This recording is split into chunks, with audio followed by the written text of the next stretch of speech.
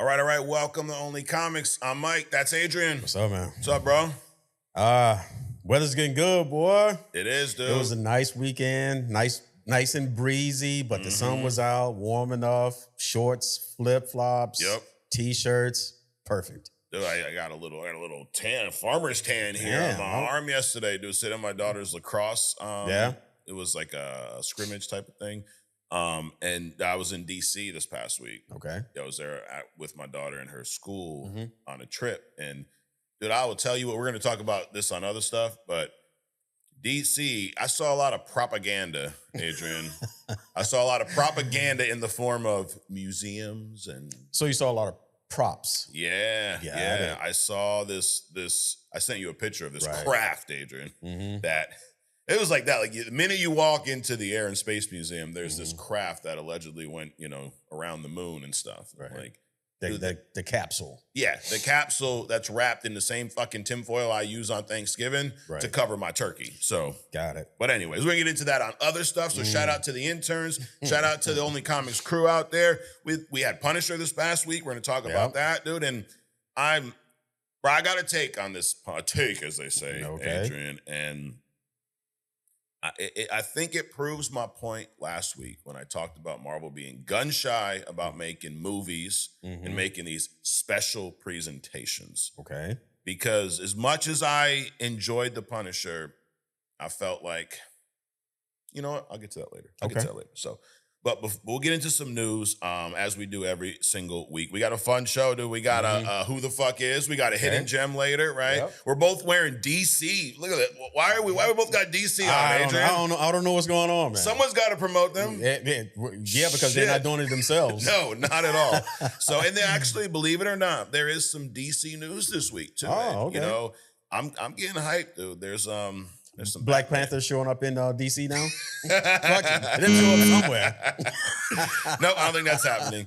But we know that we're on the road to Doomsday. We know that the movie this last week was Thor Ragnarok, so we're talking about that in a little bit. But on this road to Doomsday, that's not the end. There's a whole nother Avengers movie scheduled for the next year. Avengers Secret Wars, right? We've read a comic, as they say. We've read both Secret Wars stories here on this podcast. Well, we didn't read it on the podcast, but we discussed it, probably, I don't know, a year, somewhere between 1 and 3 years ago. Yeah, sure. And Secret Wars is a story that I'm a big fan of. Both of them. I'm a little more partial to the second one. Yep, I'm more partial to the first one. The first one. Because, I mean, dude, that was, God, you were what, in your 20s or something when that came out? It was like 80s. Not trying to date you, Adrian. No, I wasn't in my 20s at all. I was a teenager then. Okay, teenager Secret War. Okay, so that was like your jam, bro. I mean, that was probably a big, and that was when they started the events, right? Sure. So that was a big deal. And we're gonna see that on screen, supposedly in December of 2027. So there's a couple pieces of news about this movie. Number one, there's a rumor that Kevin Feige he's eager to introduce Venom in Avengers Secret Wars. So Venom's a character that we've been kind of like cock teased with Venom, right? Like we had the first version, the Topher Grace one back in Spider-Man 3, and it was okay-ish. It definitely felt like they kind of missed with that one, but it was just cool to see a Venom on screen for me. Sure. And then Tom Hardy, I almost can say the same thing. It was cool to see it. Venom looked badass. His Eddie Brock was a fucking joke. And there's no Spider-Man. Right. But it was cool to see. It's kind of like, I guess at least we got something. Right. But then each movie got a little worse, right? But we've seen the Venom goo at the end of, the post-credit scene of No Way Home, right? Yeah. So they've teased this, but we've never seen Venom in the MCU. Do you think it's too late to do this, or does this kind of feel right? Like Secret Wars, everybody's in there. Fuck it, bring Venom over. It definitely feels right. Yeah. And literally that's how in the old Secret Wars, that's how Venom came about. Right. Spider-Man's on this, alternate, Earth or whatever. And he brought back LeVirus, right? And that's how we got Venom. Yep. So it makes absolute sense to me that this, happens now. Right. The same way we get things like hantavirus now, you know? that. Why can't we get cool viruses like the Venom shit, like the symbiote? I mean, I want to turn into a giant fucking monster instead of like my throat hurts and I can't go outside. I mean, come on. Everything's cooler in the comics, dude. Yo, you see that TikTok video with this guy? He got a tattoo of goat on his throat.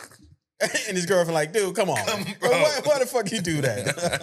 He's like, oh, you knew I was going on. I'm like, come on, dog. I mean, really? Throat goat? Yeah, come on. Yeah. Anyway.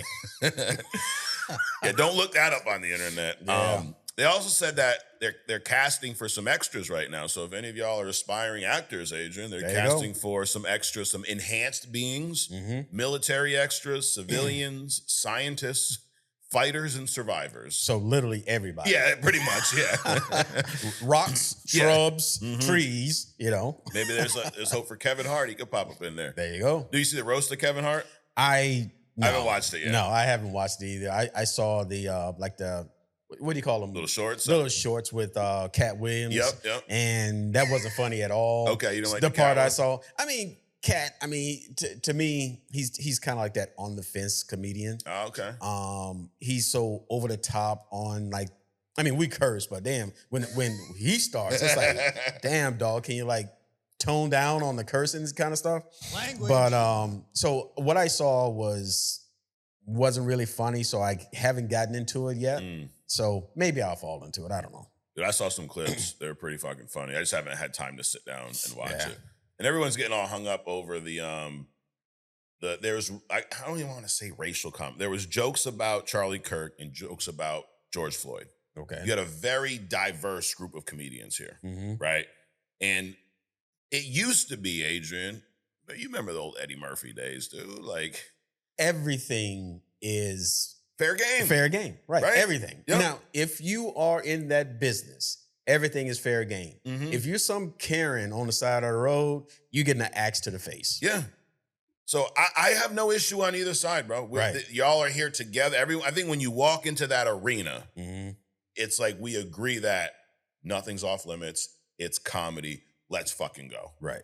It's kind of like, sport MMA. Did you see the Ronda Rousey, Gina Carano fight? No, I kept trying to find it. It just kept saying tomorrow or, fucking 9 o'clock. And of course, I go to sleep at 4:30. Exactly. So, I'm going to miss that. So I might watch if there's a whatever after. Dude, if you blinked 3 times, you would have missed the fight. Really? It was a letdown. I watched it this morning, dude. Literally, like, as I'm walking to my car.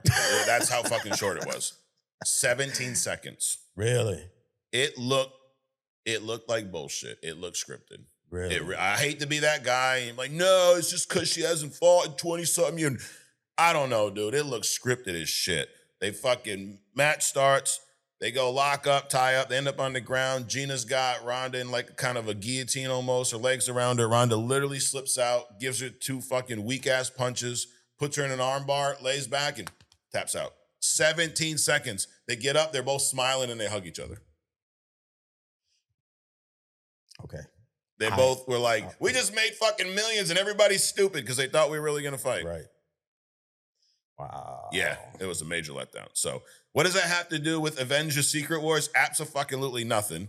But it has a lot to do with the space race and us going to the moon. Yes, it does. Fake shit. Yep, it has a lot to do with that. And it has a lot to do when people go, you read comics, that's kid stuff. I love the WWE one. It's fake, right? Yeah, so is the fucking Ronda Rousey fight we just saw. So is the Mike Tyson-Jake Paul fight we saw. So is the fucking Super Bowl that you dump millions into every year. Exactly. That's all fake. Get the fuck out of here. And most of you guys are fake. Shut the fuck up. So, but here's the thing about Secret Wars, dude. It hasn't started filming yet. It's really? Coming out. It's coming out December 17th of 2027. And the reason I even bring this up is I'm wondering, is there any chance this thing gets delayed? Computer technology, like what is it, double every 3 years or some shit? Now it's probably every 13 days. Right. Right. By the way, if you guys are in the market for an NVIDIA fucking H100 card or whatever it is, mortgage your lungs. They are between $25,000 and $40,000 a pop. Shit. Think about that. That's a fucking crazy. graphics card. They're like 80 gig cards or some shit. Anyway, the reason I bring that up is, well, AI with the assistance of, riding on these NVIDIA cards and the fact that I'm saying the H100 card, that's probably obsolete already. In other words, they are probably cutting down the time since there's so much AI and they're firing all the manual people that do the drawing and shit. Right. Production time has probably been cut down or at least in half. So you're thinking this may not cause a delay. If it is, it's probably not going to be that big of a deal. Probably weeks or a month or so. I don't think it's going to be fucking 2028 or 2030 like the Batman shit. Right. Okay. Let me give you some facts here, Adrian. So Doomsday is being released December 18th of this year. Doomsday filmed from April to September of 2025. Okay. And then they actually just wrapped up some reshoots. Wait a minute. It filmed from April of 2025 to September of 2025? Yes. Okay. Right? So the point is... That's short, dude. That was short. They just did some reshoots and they wrapped those up. It's now May. Secret Wars isn't supposed to start filming until August. So August, by that point last year, Doomsday was almost done being filmed. So I'm looking at the schedule with these two. And that doesn't mean that they haven't been done forever and fucking, just waiting. I don't know. But based off of that timeline, unless to your point, they've just figured out how to speed it up that much, this seems a little cutting it close, dude. I don't know. Hey. But if I'm a betting man, and I'm not, I don't bet anymore, because it's rigged. That's the other thing too. You mean to tell me there ain't something up, dude? How do these fucking apps? How does Vegas know that tonight LeBron James is going to score less than 30 points? Because we're going to give you the over under on the 30, and you're gonna bet because you're like, of course he'll do over 30. But they knew he was going to top out at 28 tonight. How'd they know that? Because it's always right there. It's always right there. Yeah, maybe. But it's always, anyways.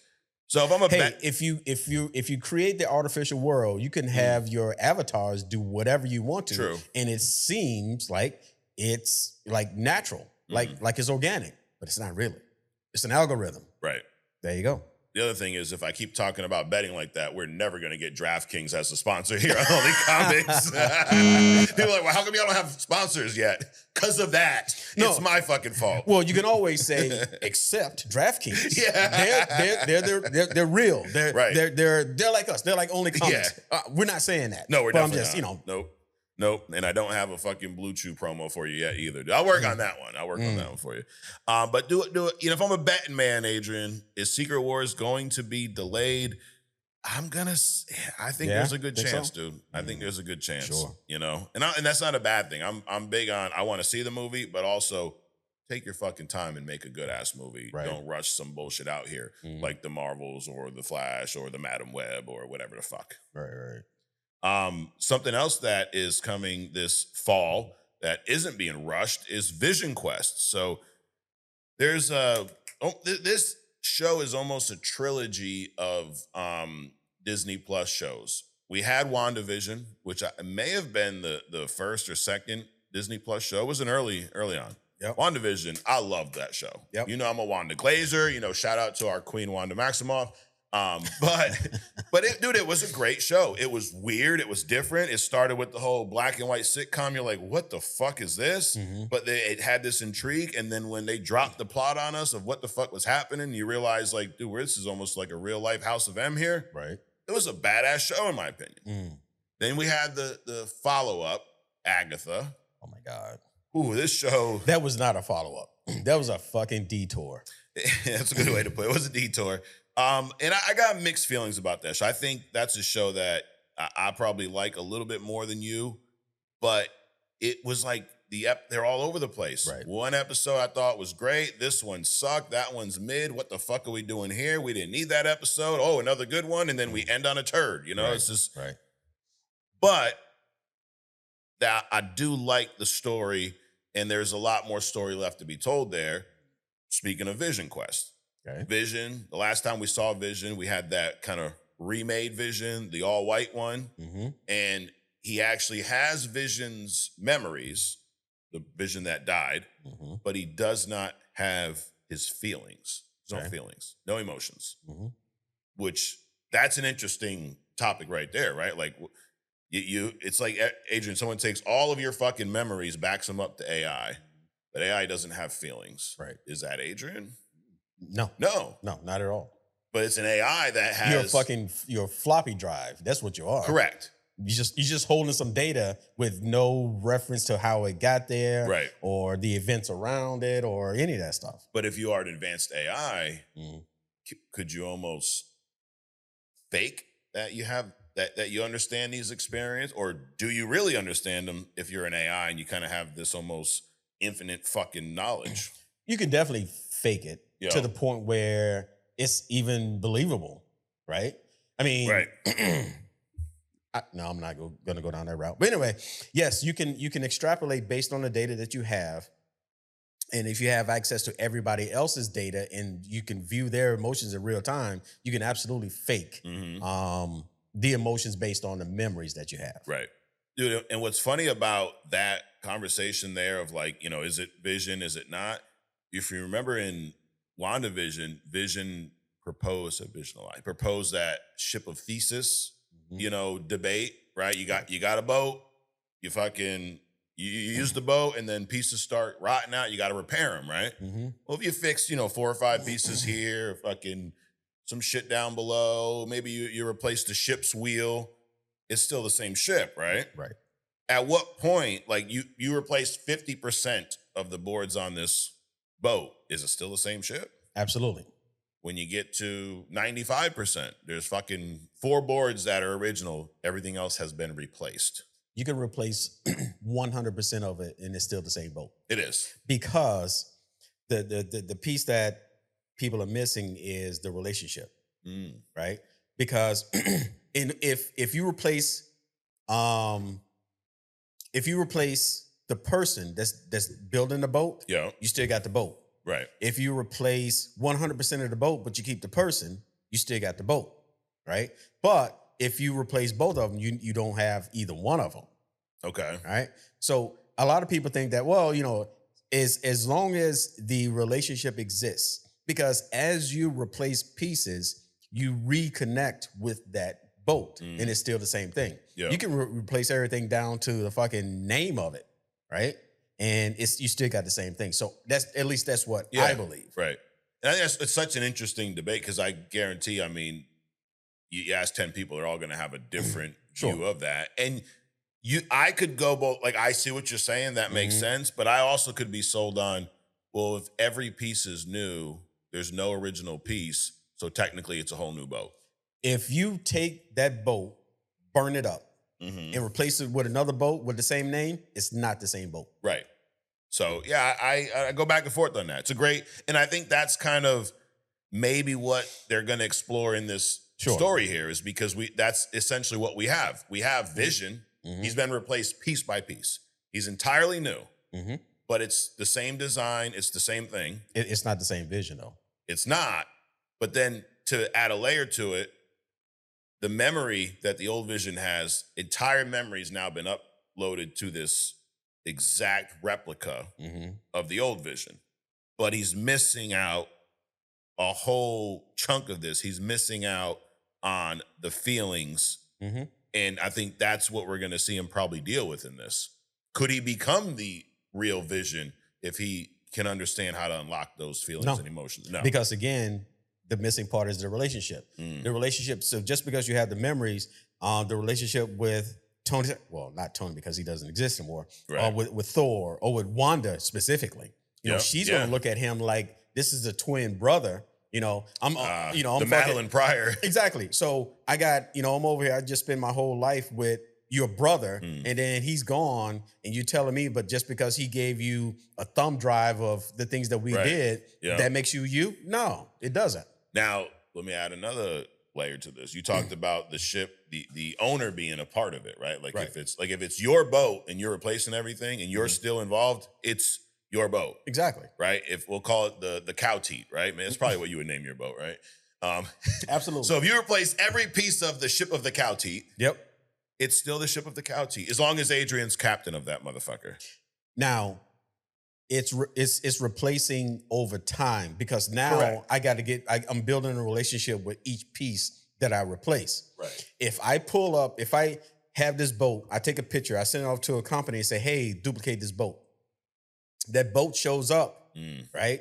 And I burn the original. That's not the same boat. Yeah. Now I can commission it as, or I can christen it as, I can call it, but it's still not the same boat because when you get in your fucking car, right, that seat is molded to your ass. Oh yeah. Right. So that new boat is not going to have your ass cheeks imprinted in it. Right. Right. So therefore, it's not the same. Yeah. boat. So over time is the key. Sure. Right. Okay. Now, can White Vision become this new Vision over time? Then those are some checks and balances that Wanda and everybody that interacts with him will have to make.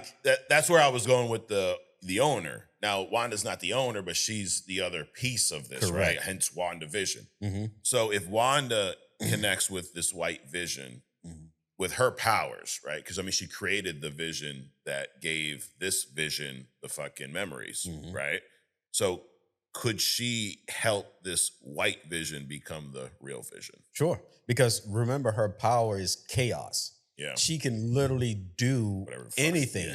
It doesn't have to make sense, right? Like she created not only her kids, she created a whole flat earth, right? Around her kids. Right. So she can get in there and be like, okay, you got the memories. So let me make it make sense to you, to me, and everybody that interacts with you. Yeah. So she doesn't have to, it doesn't have to follow any logic in order for her to accomplish it. Right. So, I'm interested in this. We've not heard a lot. They recently had some event. I forget what it was called. Some Disney event that, we weren't invited to, Adrian. Disney Upfront. So we must be Disney behinds. Hey, be careful with Disney and behind specifically. Disney's on a lot of people's radar with these kids, dude. Yeah, true. No, I'm kind of cautious with that relationship. Well, we don't have a relationship with them, so there you go. That solves that. But they are working on this show. They showed a trailer to some of these, insiders recently. So a couple things here. One, the show will premiere on October 14th. So we talked about this earlier in the year, dude. We're on this like roller coaster ride of comic book content. Right. And it's not been too much. I think we've had a good amount, right? I know you were watching Invincible. We had Daredevil, that finished. We had The Punisher last week. In a couple weeks, we got Supergirl. Then a few weeks after that, we got Spider-Man. And then in another 2 weeks, we have Spider-Noir. So we got this shit being kind of trickled throughout the year. Sure. In the fall, October, this show's going to debut. And I'm just going to... It's funny that we have another trailer description. It's like a trend around here. We had it with Doomsday. So we haven't seen this trailer, but based off the footage, it says that we see Vision in a human form, and Vision is essentially watching Vision's memories like a film, okay? Last time we saw him, he was the White Vision, right? We know that. And he's been given the memories without having lived them. Now he's trying to figure out his humanity once more, noting he has none of the emotions. And it's not that he doesn't have feelings. He just has none of the emotions that Vision did. It'd be like looking through somebody's photo album, right? Like you could have a complete photo album of your whole life, and you give it to me, and I look through everything. I don't have emotions attached to those memories. Correct. I understand them. I can see what you're doing, but I couldn't become you without having the emotion attached. Absolutely. Now, the difference here is I'm not a replica of you. This Vision is a replica of the other Vision, but he's still missing that component, which sounds like he's probably going to be on a journey, because we see this all the time with AI. They want to be sentient, right? They want to be conscious. They want to be human almost. So we're going to probably see him on that journey, like it says here, to find his humanity. Very different than any of the Marvel shit we've seen lately, which... for me, that's like a breath of fresh air. That's what I like about certain Marvel shows. I don't like when it just feels like a Marvel movie that's chopped up. Like Wonder Man was its own thing. Sure. Enjoyed it. It wasn't tied to anything. It didn't even feel like a superhero show. So this sounds cool. It also reminds me a little bit of, you ever seen this movie Identity? It's about a guy. It starts with a bunch of people stranded in this hotel in a in like a rainstorm. Mm-hmm. And there's all kinds of issues. One person's like a fucking killer. One person's like a prostitute. Like there's all crazy personalities and they're stuck at this like motel. And then you realize, and I'm gonna spoil it, it's an old fucking movie, but you realize that by the end of the movie, those are not real people. Those are actually personalities of this guy that they're interviewing. He's got multiple personality disorder and all these issues. So these are like his personalities crashing, but you're watching it play out like an actual horror movie in a way. Okay. It's cool. But my point is, a lot of the movie happens in his head. Mm. And that's what this sounds like. We're going to see Vision, but we're seeing a human-based Vision. We're going to see a human version of Ultron in this because Ultron's part of Vision. Right. So we ask, how is Ultron going to return to the MCU? Well, he doesn't ever really die. The Ultron we saw, it looked like they fucking, purged him from the system.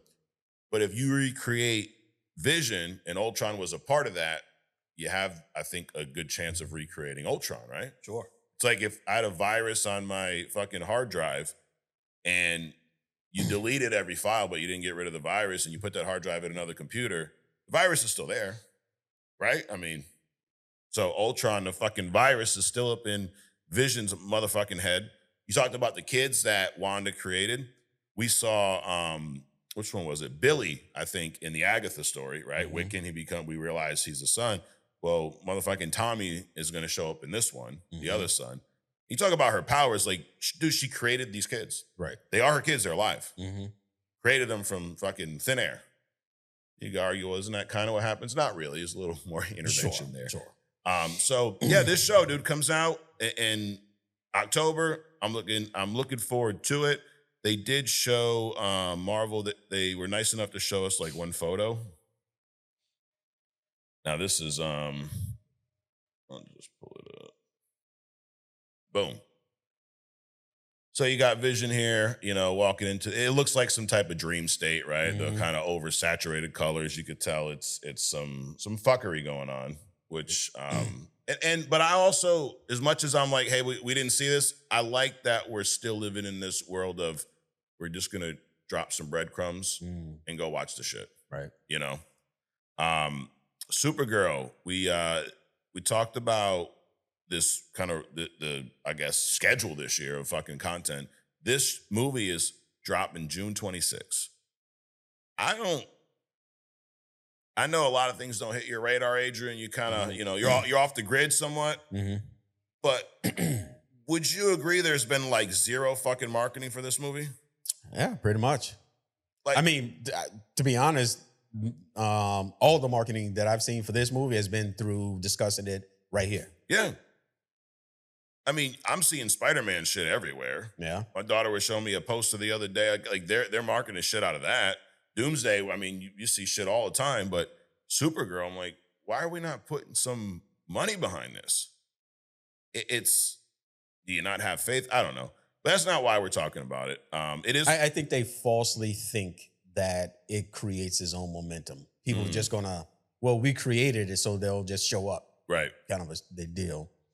It could be that, or it could be that they're afraid to take that risk on Supergirl, because the more money you spend on marketing, the more you got to recoup, right? True. So if it fucking flops and we didn't spend, another 100 million on marketing, the flop bar is a lot lower, right? Then the question is, why make the movie in the first place? Exactly. Why make the movie, and why not have more faith in your shit? Right. Be more confident in your motherfucking movie. Because what I've seen so far, it looks like it's going to be a fun movie. But according to these early projections, they're thinking it may not even top 400 million worldwide, which is that a flop for a Supergirl movie? I don't know. I mean, I don't expect it to do $1 billion. Right. I mean, fucking Superman didn't do $1 billion. I mean, I think it's going to be kind of a shit movie. Okay. I'm not really excited about it. I mean, I know they gave this chick all these accolades about playing Supergirl and stuff, but to me, she's not a Supergirl. So okay. I'm just gonna go in there for talking points. Yep. I want my own observations and my own feelings about it, so we can discuss it here. But I don't have any real high hopes about it. But again, then again, Jason Momoa is going to probably get 200 of that for fucking 400 million, right? just for showing up for 30 seconds. For real. Looking like Kiss still. Yes. So I don't know why they're doing it, but that's a trend with them. They're not promoting themselves as DC. They're not allowing their janitors to talk about things at all, right? So them being quiet on this kind of plays into what they're doing anyway, which is kind of like to their detriment, I guess. Right. Speaking of their Lobo look, let's take a fucking look at this motherfucker. This is a new poster. So this is their marketing. They came out with a couple posters. I'm still getting the Kiss vibes, dude. Oh, absolutely. I'm still getting the Kiss vibes. Now, it doesn't mean he's not going to have a great performance. It's almost like maybe you shouldn't show us just photos of this because the performance is more than just the look. Sure. That's part of it. It's what voice is he going to use? What's his personality going to be like? How's it going to be shot, right? You just dropping this photo, I'm thinking he's going to start sticking his tongue out and playing some fucking songs I don't know the words to, you know? But this is their somewhat updated look. My main issue, and this is a small nitpick thing, is the makeup on his face. I've always seen those very, very like clean edges with this, like almost like it was just a part of his skin. This looks like makeup. This looks like a Batman spotlight on the clouds. Oh, the bat symbol, yeah. Yeah. It's like weird. I don't know, but I guess so when you look at The Rock, like every movie The Rock makes, it just seems that like this dude gets bigger and more jacked, right? Jason Momoa goes from Aquaman, right, to Namor. So, he makes this show on Netflix, whatever, right? Where he plays this like Aztec king or some shit, and he's all fat, and it still shows. Yeah, it looks chubby. Yeah. So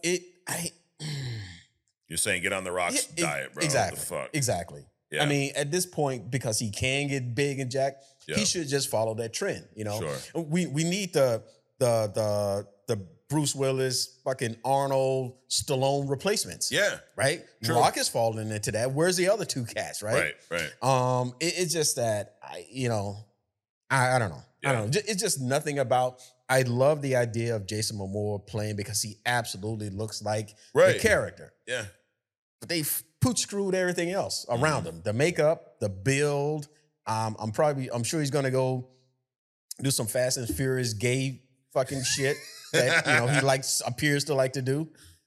He's always on that half zesty shit, dude. Exactly. It's like, dude, just leave it alone. Right. Leave it alone. The other big baddie in this movie is this motherfucker here. Speaking of zesty, right? Like, all right. I mean, one day you're gonna have kids, man, and they're gonna look at this bullshit. I ain't even worried about that. My thing is, this guy's supposed to be the big villain. This motherfucker here, he's gonna be a joke.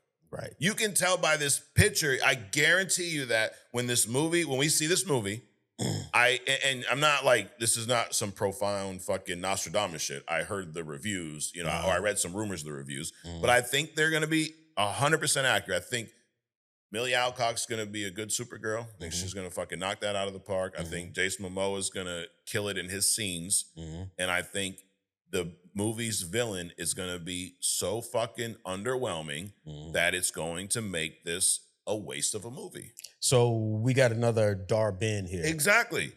He looks like some random side character in a Guardians of the Galaxy movie. Yep.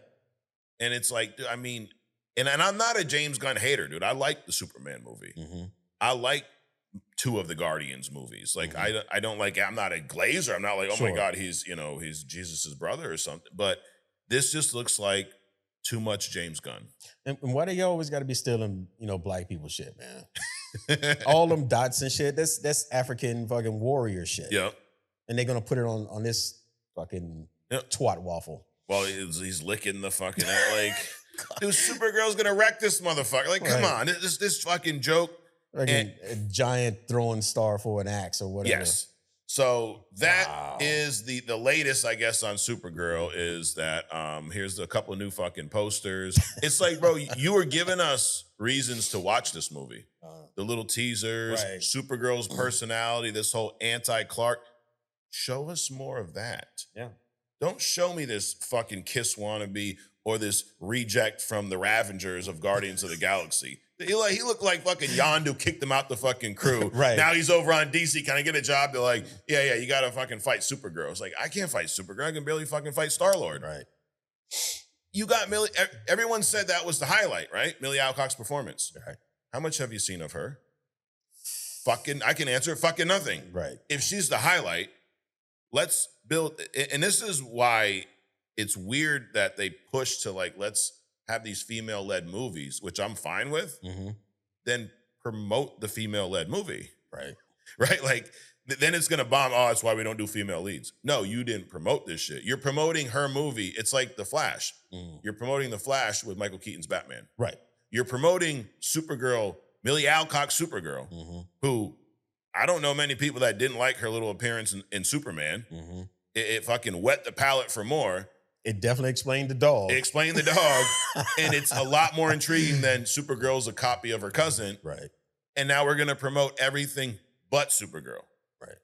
Well, fucking make it make sense, dude. So when this movie bombs, good for your ass. Yeah. Something that I don't think is going to bomb, also DC. So we got some negative DC news. Now this comes out June 26th. It's in a few weeks. I'm excited to see it. Doesn't mean everyone else is. And it's like, why talk about that? Like, why does that matter? It matters to me as a fan and as someone who creates content around this medium. When a movie like this, people don't give it a chance and then it bombs because of failed marketing, because of fucking stupid marketing strategy. What it ruins is the potential for more content. That's why I talk about it. That's why it fucking annoys me. It's like you had this, dude. You could have fucking nailed this, and instead you fucked it up. Like The Flash. The Flash is an awesome character. You did a hidden gem a long time ago on The Flash. Right. And then I think you even did something else talking about specifically the Speed Force or an amazing character. And you give us this Ezra Miller fucking shit show of a version. Yeah. And then you won't fire him. He's out fucking attacking people, kidnapping motherfuckers. Holy shit. Dude, if he wasn't white, he'd be in Alcatraz. No. If he wasn't white and gay, he'd be fucking God. Oh my God. Yeah. Anyways. And then you promote it with Michael Keaton's Batman. Instead of just, you know what? Let me calm down. Let me talk about something that I'm actually excited about, okay? You know, Adrian, I am, as true as that fucking Batman's hanging up behind me there, I am a Batman motherfucking glazer, Adrian. Yep. If Wanda Maximoff is our queen, we got King Bruce Wayne, okay?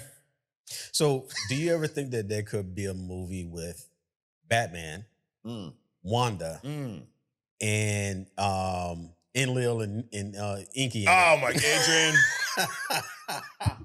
That is the perfect movie pitch.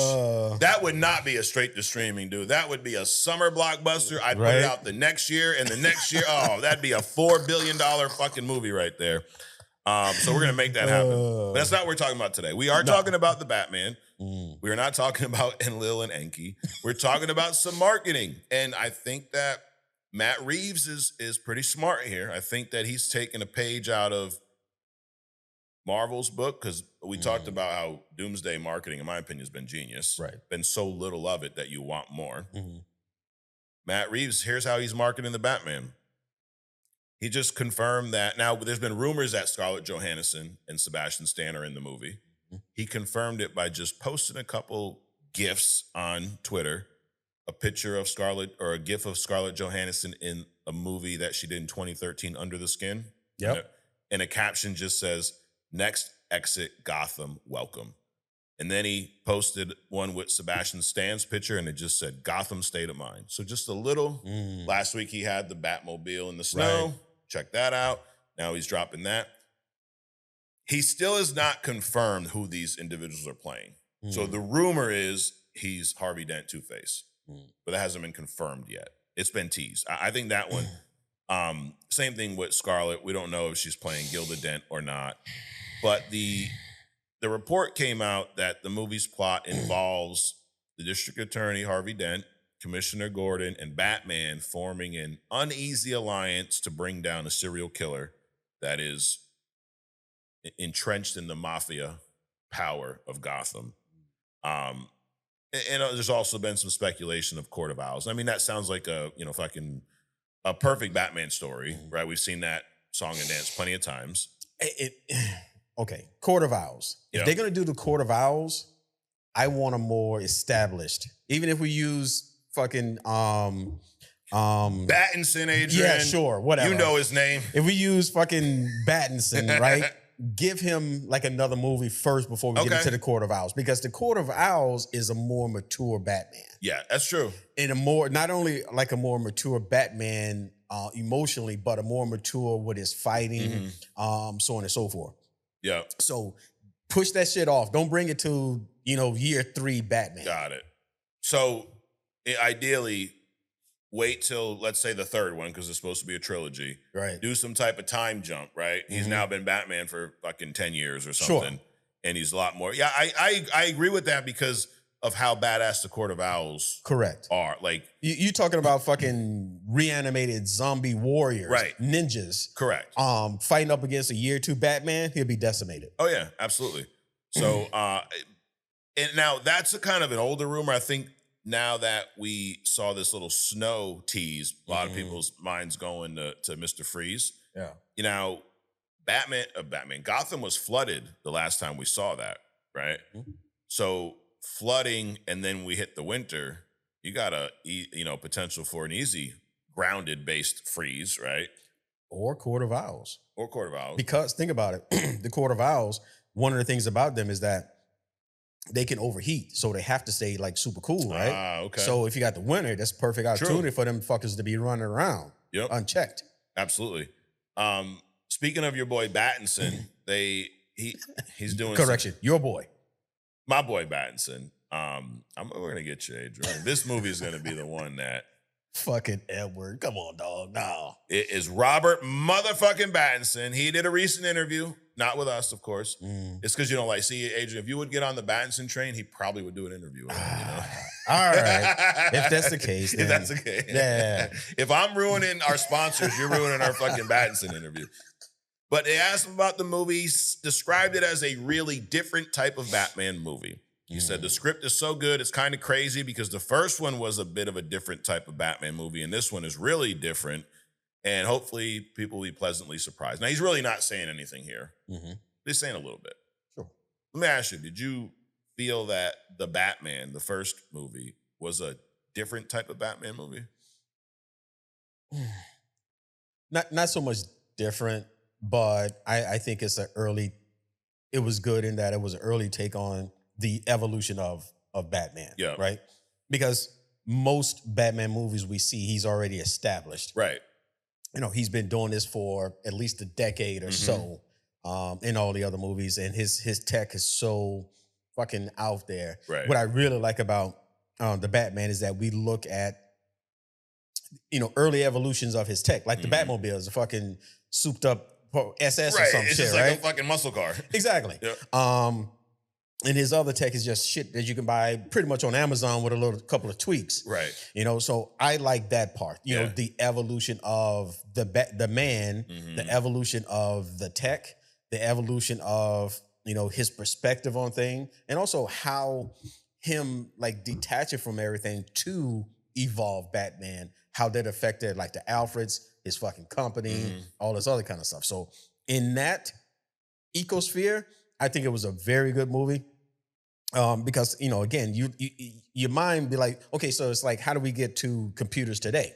There's no point where they tell us how we jumped from cows behind a fucking pool hole to, being able to fake a fucking moon landing, right? Right. So, but this show tells us, that kind of gives us a glimpse into that evolution. Yeah, and I would argue that when it comes to superhero stories, those earlier years, not necessarily the origin, year 2, 3, 4, the more grounded, we're figuring things out. Those to me have a lot more dynamic and or at least for me, it's a lot more relatable stories. I enjoy that part of the superhero story Correct. more than the advanced stuff. Like, you talking about the Batman. Dude, his car, like you said, is a muscle car. Sure. Right? Just a souped up muscle car. Dude, he wears a heavy suit. Like, it looks like armor. It's not no crazy nanobites, that fucking comes out of his ears and shit, and he's bulletproof. Like, that stuff's cool. But if we're supposed to believe that he's a human billionaire, just a peak fucking intelligence, peak specimen. Making his own shit in the dark. Right. Is it going to be that advanced? No, it's not. It's going to be like this shit. It's going to be like shit, like you said, looks like you go find it at the Home Depot, right? Like, and it's always shit until, you get the black man in there. Yes. And then tell him how to make the real shit. Exactly. Fox got to come out later and shit. Of course. I mean, it took them to the next level. Hey, at least in Batman, they didn't fucking take, Lucius Fox's developments and give someone else credit for them. That. But so that is one of the elements of the Batman movie that I do really like. So I do feel like it's a different type of Bat movie because prior to that, we've always had the advanced Batman. Now we had Batman Begins, but then it jumped right into a really and to your point of having Lucius there. In Batman Begins, we didn't really see Batman struggle and work his way. Like, we did a little bit as Bruce, but once he became Batman, it was like 0 to 100. Correct. Because he had Lucius. He had all this tech already made. It was like, I guess, great plot armor, right? Right. He just basically figured out that all the shit that he could use, it already exists. Exactly. How do I apply it? Right. So even though that was an origin story, we never got to see this Batman where he's in the Batcave, him and Alfred fucking banging hammers and shit. Right. It reminds me of Tony Stark in the cave. Right. Which I've said this plenty of times here. That's probably my favorite Iron Man suit. Absolutely. Not the Mark one, but actually all of them in the first movie. If I had to pick my favorites, it'd be everything he did in the first movie. Correct. Because it looked like a suit. Now it just looks like fucking CGI coming out of his ass crack, Right. Which is fine, but like, it's, the nano covers me, I'm magic. It almost feels magic. Yeah. So I'm looking forward to and I agree. Let's as much as Court of Owls would be cool, let's leave them out if we're gonna keep telling this grounded stories. Right. Give me a Mr. Freeze who is very, very grounded, who, like you said last week, he can build a fucking containment suit, right? Sure. That exists. You can change the temperature of the suit. They do it with astronauts, right? When they go on the Hollywood sets and they cool down their suits inside. Sure. Race car drivers do this. So you could just take that times 10 and turn it into a sub-zero temperature. Sure. Walt Disney's been on ice for like 40 years allegedly, so it wouldn't be crazy for Nora to be on ice. No. Or her to have an advanced fucking form of the hantavirus that he needs to fucking, Hey, sometimes in order to, and that's probably the secret to it's a suspended animation, giving people some kind of virus so their body, because what happens when you freeze a cell, it basically fucking explodes when you thaw it out. Oh. Right, so you can't just put somebody in the refrigerator and unthaw them because you damaged the cells. Right. Well, if you give them a virus, right, before you suspend them, then that'll probably allow the fucking cells to survive, and then it's easier to revive them. Right. But of course, we have so many different types of cells. But anyway, that's a whole different thing. That's a fucking other stuff. That is other stuff. And if you want to get down with other stuff, you're more than welcome to. It's another podcast. It's here on YouTube. It's here on Spotify. It's all $4.99 a month. See, with inflation, Adrian, we're not raising the prices around here, okay? No. It's still $4.99 a month. Sounds like a Mint commercial. That's exactly right. Dude, I filled up my fucking gas tank yesterday. It was like $115. Dude, I just put in the credit card. Just don't look. Don't close my eyes and fucking press it. And then when it clicks off, I just don't even look at the thing anymore. No, you know why I looked? Because we were going to the outlets. My daughter's looking for a dress for her dance and whatever. And all of my kids were in the back. So I was like, hey, everybody, look at the gas meter. You see that shit right there? Right. Look at that. So lesson learned. Is that what that was about? It was, yeah. So education. So when you go, can you take me here? Can you do that? Look how much it fucking costs to move this motherfucker. Right. Anyways, Batman Part 2 set to hit theaters October 1st of 2027. So, dude, I'm just excited that we got a Batman movie. Everything I'm hearing about it so far sounds good. I'm not seeing any bullshit like I'm seeing from this Supergirl fucking marketing. They're not marketing, you know, fucking the Riddler. They're you got Battinson doing interviews, as you fucking should. So October 1st, next year, dude, a movie that is being released literally next week that I maybe you can help me with this, Adrian, because I don't understand why I have no fucking interest in this movie. I'm a Star Wars guy, right? I've talked about Star Wars, you know. I liked The Mandalorian. Season 1 I thought was amazing. Right. Season 2 was really fun. And then for some reason, though, after season 2, I checked out. I had no interest in watching the third one. So did I. You've seen the first 2. Yep. Liked them. No issue with them. Yeah. And then the third, I'm like, I've seen bits and pieces of the trailer for this movie, The Mandalorian and Grogu. And nothing about it has me going, oh man, I need to go see that. Have you seen this at all? No. It hasn't even hit your radar. Nope. But I'm like, why for something that I was so, because the first season was amazing. I was so into it. And I'm like, why are we doing this? So maybe it's just me. And this is not like, there's no fucking reverse psychology. This ain't a hook for a fucking short. I really don't know why I have no interest in this. Does anyone have any fucking interest in this? So I've been thinking about this because I find that I'm flipping platforms and movies within these platforms more and more and more. Like the more shit there is to watch, the less shit I want to watch. Yeah, right? Absolutely. And I think I think we're becoming these Rotten Tomato fucking critics, where we're professional critics at some point, or semi, or somewhere in between. Right. And it's just like we just can't watch regular shit anymore, right? And because really, I'm getting that way about fucking Daredevil, dude. I'm like, I'm kind of tired of this shit. Yeah, it pissed you off at the end. Right. And you know, so what is that thing that is that next excitement? It's like I don't want to watch like a series of shit anymore. Right. Actually, I watch old shit. Yes. Like I'm watching MacGyver and shit, dude. From the 80s. Yep. I'd rather watch that than watch any new fucking thing that comes on TV today. Yep. So I think the short answer is that is you, is me, right? And we are in our minds looking for something that's above and beyond just the regular stuff. And I think movies is that thing, that one-time thing. If it's a series, because it's not gonna start at zero and fucking do this all the time. It's gonna do this bullshit, right? And I think series are more painful than movies. So I think it's us, dude. It's us. You know, I'll take the blame, but Sure. I'm probably not going to go see this. There's nothing. I still haven't seen Mortal Kombat 2, and I'd rather watch.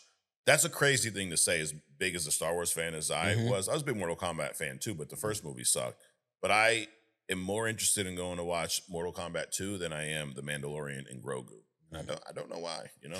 I'm not a big Star Wars fan. I'm a big Star Trek fan. Yep. I have no interest in. I don't even know what's out there for Star Trek. I have zero interest in watching it. Yeah, I mean, it's people like to shit on Marvel and shit, but I tell you what, I don't feel that way. Check that about Marvel. No. Keep bringing this shit on, dude. Are they all going to be great? No, but there's so when you know you get these anti-Marvel, oh, this sucks, that sucks. I don't know, dude. I'm feeling that way more about Star Wars and some of these other mediums, but I mean, I will shit on individual things. Absolutely. But I mean, the studio that's at the top is Marvel, and I don't think there's anything actually even close. There's not. And it's not DC. Oh, God, DC no. is second. Yeah. But DC is nowhere near fucking Marvel. Dude, I'm more interested in seeing everything we talked about DC-wise than I am this Star Wars movie. Clayface, Supergirl, The Batman, fucking Superman, Man of Tomorrow. Give me all that shit. Creature Commando Season 2. I'd watch all that before. When is that coming out? I think later this year. I'd watch all that shit. I'm looking for, if out of all the shit that we're talking about, out of even the movies for this year, I'm more interested in I'm in more anticipation of seeing Creature Commandos 2. Really? Oh yeah. Yeah. And then, Spider-Man, the neighborhood Spider-Man and shit. Yep. Actually, all the animation shit, I'm more excited about dude. the X-Men. X-Men. Yeah. Can't wait for that shit. That's coming in the, I think the late summer, early fall too. So what else is coming, Adrian, is thumbs up, thumbs down. So we wrap up the motherfucking news with a little thumbs up, thumbs down. This segment alone will be longer than the Gina Carano Ronda Rousey fight. And also, this segment is not scripted like that fight. So, so my personal take on that is I like Ronda Rousey better than I do Gina Carano or Carano, whatever the fuck her name is. Yep. I don't even know her name. Don't even care. So however fake it was, I'm just glad that, Ronda came out on top. Oh, man. See, I'm not. I wish she would have got her fucking face beat in. Anyways, thumbs up, thumbs. I can't stand Ronda Rousey. You a violent motherfucker, man. I'm not even gonna go off on a tangent about it here. Maybe we'll do that on other stuff. But all right, so thumbs up, thumbs down. Let's recap the news, Adrian. Avengers Secret Wars is in the news. Kevin Feige's rumored to be eager to include Venom in this motherfucker. I give that a thumbs up. Thumbs up. I mean, why not, dude? Sure. Perfect place for him. Battle Royale, you can bring everybody. Me and you might be there, you never know. Vision Quest is set to premiere. The release date has been confirmed for October 14th. There's been a little preview, a trailer showed to some insiders, and it's sounding like we're going to see the White Vision struggling with becoming Vision. Right. Reconnecting. He's got the memories. He doesn't have the emotions attached to it. Sounds like a very interesting show. I'm giving this a thumbs up. Thumbs up. Supergirl, Adrian, arrives in theaters June 26th. They redesigned Creme of the Yellow Hills slightly, and we got a new look at Lobo, some posters. I'm going to give this a thumbs down. Yeah, I agree. Thumbs down. Creme looks like someone that was kicked out of the Ravengers by Yondu. Wow. Lobo looks like Gene Simmons without the tongue. And the movie is Supergirl. Give us some fucking Supergirl. There's that. The people that saw it said, Millie Alcott, great job as Supergirl. Well, then show us. Fuck. Anyways, speaking of showing us, Matt Reeves, he's working on the Batman 2. Robert motherfucking Pattinson, Adrian, behind the wheel of the Batmobile again. And Matt just confirmed this past week that, yes, Scarlett Johansson and Sebastian Stan will be in this movie. They added a Game of Thrones alumni, Adrian, Charles Dance. I don't know who that is. I've never seen the show, but they believe he's playing Christopher Dent. So this movie's shaping up, as Robert Pattinson put it, a very different type of Batman movie. Sure. I give that a thumbs up. Sure. Thumbs up. The Mandalorian and Grogu, Adrian, the first reactions have been released. They're mixed, but mostly positive. And this movie comes out May 22nd. I give this a thumbs down, dude. Yeah, I'm sorry. I have no reference other than the first two, but whatever. Thumbs down.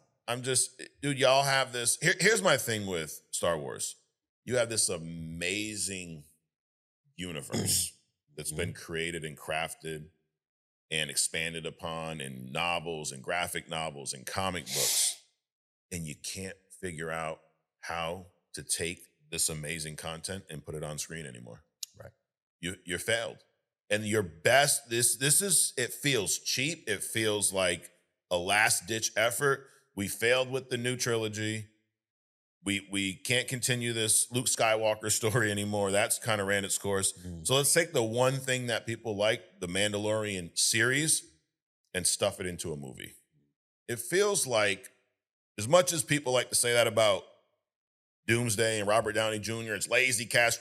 This feels lazy. This feels last-ditch effort. This feels like we have no faith in anything else we created. So let's take the one thing that worked and pop it back out there. Right. I'm wondering if we're at a point where they can't make anything new anymore. Because I often talk about they can't make horror movies the way they used to make horror movies. Okay. My granddaughter's watching fucking horror movies now and listening to that. I mean, she puts on like these horror stories in the background. It's like crazy, right? Yeah, it's soothing. So it's soothing. So watch her at night. There's that. So can they reinvent Star Wars? Can they reinvent Star Trek? Can they reinvent these things that fans have grown to love? Can they get new customers? Yeah. Things like that.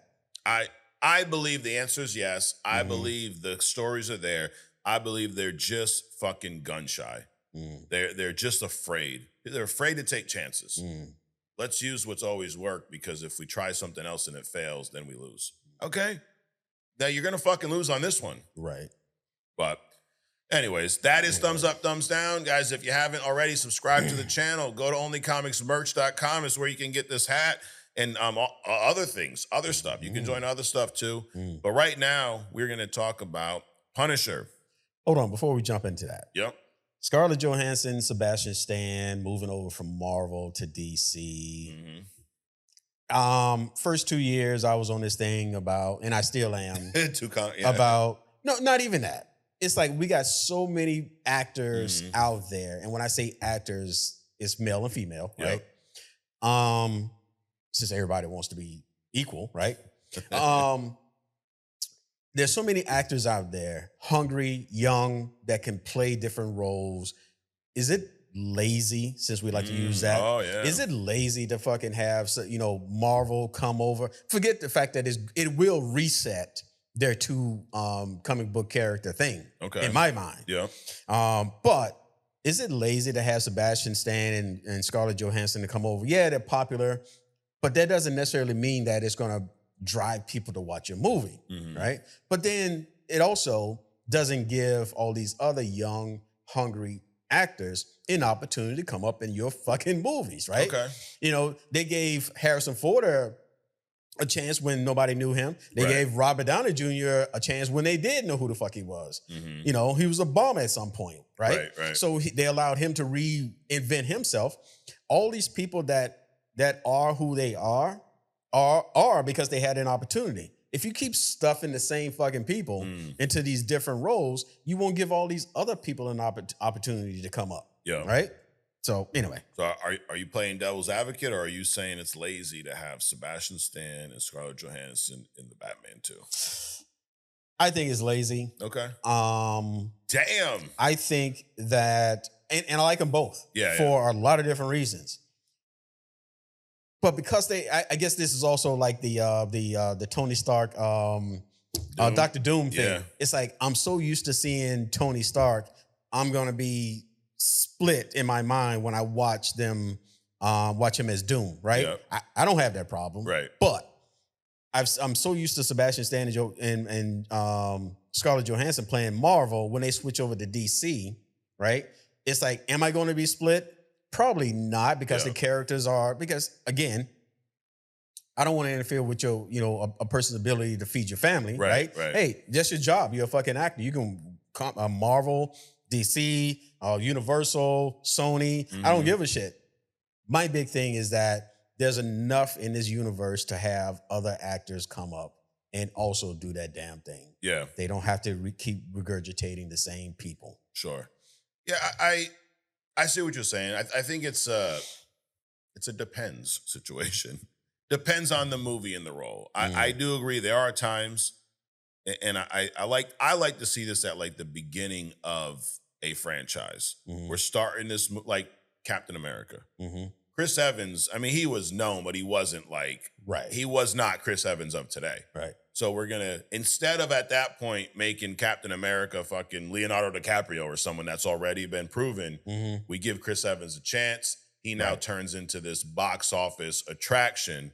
Now he's in the place of those actors where bringing him in is going to bring in some views. Right. And I think that's the case here. Like, I'm cool with it. There are people that maybe weren't jumping over to the Batman, but maybe more Marvel fans are going to now jump over because you got, hey, she used to be Black Widow. He used to be Bucky, or he still is Bucky. So it helps drive some people there. I'm more of, if they're a good casting for that role, I don't give a fuck if they've been in 100 movies, 1, 2. But my thing is that these characters that they're going to be playing, they're not going to play fucking Batman or Alfred. Right. True, so therefore, you can put anybody in these roles. Because they're not the main. Yeah. Exactly. Yeah. So you can have somebody new come in and play these roles and let them establish it, as opposed to you dumping all this money into an unknown. Yep. You're paying this established actor all this money to play an unknown at this point. right? Right. So it's not like when we was going through all the Batmans and shit, you know, the whoever, all the other fucking George guys, Clooney the Clooney's and all that bullshit. You know, these are, you know, supposedly A-level actors playing this one character. This is not that. Got it. You know, you got Aunt May. Well, actually, Aunt May would be fucking more popular than whoever these characters getting ready to play, right? Damn. So there's no reason to bring that kind of it's star Harvey power Dent, over. dude. It's I mean, Two-Face. but anybody can do that, though. Okay. Any actor can do that role, and whoever the fuck else Scarlett Johansson is going to play. Because again, even if they make Scarlett Johansson, let's say Poison Ivy, who the fuck? Nobody's played Poison Ivy before. I mean, you had Uma Thurman, but that was like 30 years ago, right? But they can bring in somebody that can do that other than these characters. Now, these two particular, jumping over from Marvel to DC, I really don't care. But my overall Trump thing is they could bring in some other characters, let them get established in these roles as opposed to just shifting resources around. Now you say anybody can play Two-Face. I'm gonna say one thing. I don't mean like, I mean, let's not have a standing bitch face chick. No. You know, I'm gonna give you a real example. Remember Tommy Lee Jones? Would you say he could play Two-Face? Okay, so let me. So anybody can play the characters as long as they embody the character. Okay. I don't mean that just anybody can. All right. I don't mean anybody is a fit for the character. Yes. I mean anybody can play the character. Was not a fit. There's that. Just like Arnold wasn't a fit for Mr. Freeze. Yeah, Batman. You gotta stop Batman. I like it, dude. So, like it or not, Adrian, do you like Sebastian Stan and Scarlett Johansson showing up in the Batman too? To be determined. Because I mean, do I like the idea? Yeah, you like of the them? idea of it. It for me, it doesn't have an attraction to it. Okay. It does have an appeal because I already seen them play those types of characters before, and I've seen them act, which is two different things. True. Yeah. So not only do you have an actor, but then you have an actor that's played a comic book character, right? So I think that's two different things. Yeah. So it has an appeal to it, but I'm not necessarily attracted to the idea that they're going to be. So you don't jumping dislike over. it, No. but it's just not it ain't moving the needle for you either way. No. Got it. I'll do for me. I think it does move the needle. Now I'm a Batman. You know, I'm going regardless, bro. But I like it because of what you just said. We've seen Sebastian play Bucky, who deals with not similar, but deals with some mental, almost split personality type of elements, right? Where Harvey Dent, a real Harvey Dent, deals with that. Sure. That's something we didn't see in Dark Knight. Dark Knight was great, and I think what's his name? Fucking the name's escaped me, but the guy who played Harvey Dent, great Harvey Dent. Yep. But for me, he played Harvey Dent for most of the movie. Then he played Two-Face. Harvey Dent it's a back and forth. Sure. It's an internal struggle. It's literally two personalities. We did not see that. Right. Aaron Eckhart, I think was his name. Yes. Great, but we didn't see a real Harvey Dent Two-Face. And I think that Sebastian Stan can pull that shit off. Okay. And then but we also don't know who Scarlett's playing. If she's playing a Gilda Dent, I think she can. I mean, she's played a spy, right? She played. I mean, when she was introduced to us in Iron Man 2, she was just like the secretary, and then we realized, like, oh no, that's Natasha Romanoff. That's fucking Black Widow.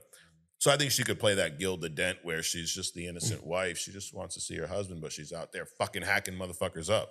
You know. Yeah, but my point is, there's other people that can do that too. So true. Now, sometimes though, there's actors where you go, no, that's the motherfucker that needs to play that role. And I think a lot of people feel that way about Frank Castle's Punisher and Jon Bernthal. Sure. Now, can someone else play him? Yes. But right now... No, because he's established. Just like Chris Evans is established as Captain America. Just like Tony Stark was established as Iron Man. Just like Christopher Reeve was established as Superman. Right. You know, you have these personalities. My thing is that we don't know these people in these other roles if you never give them a chance. Right. But Jon Bernthal as the Punisher right now, dude, perfection. Right. Now, I would even say Sebastian Stan and is established as the Winter Soldier. I would say Scarlett Johansson is established as the Black Widow. Sure. Will they be established as these other people? Is it even necessary? but they can also give it to other people to give them a chance to be established in these roles. So Punisher, we saw this past week. One last kill. It was like a 40-minute special presentation, as they put it. That just pisses me off. Fucking special presentation. Make a fucking movie, God damn it. What'd you think about this? Because I'm torn, dude. I'm torn too. I didn't realize it was just gonna be a fucking slaughter fest, which is all it was. Which is cool. It's fun to watch, but up to a point. Yeah. I mean, the most surreal part to me was when he was like just stabbing his dude with a pin in the Yes. barista.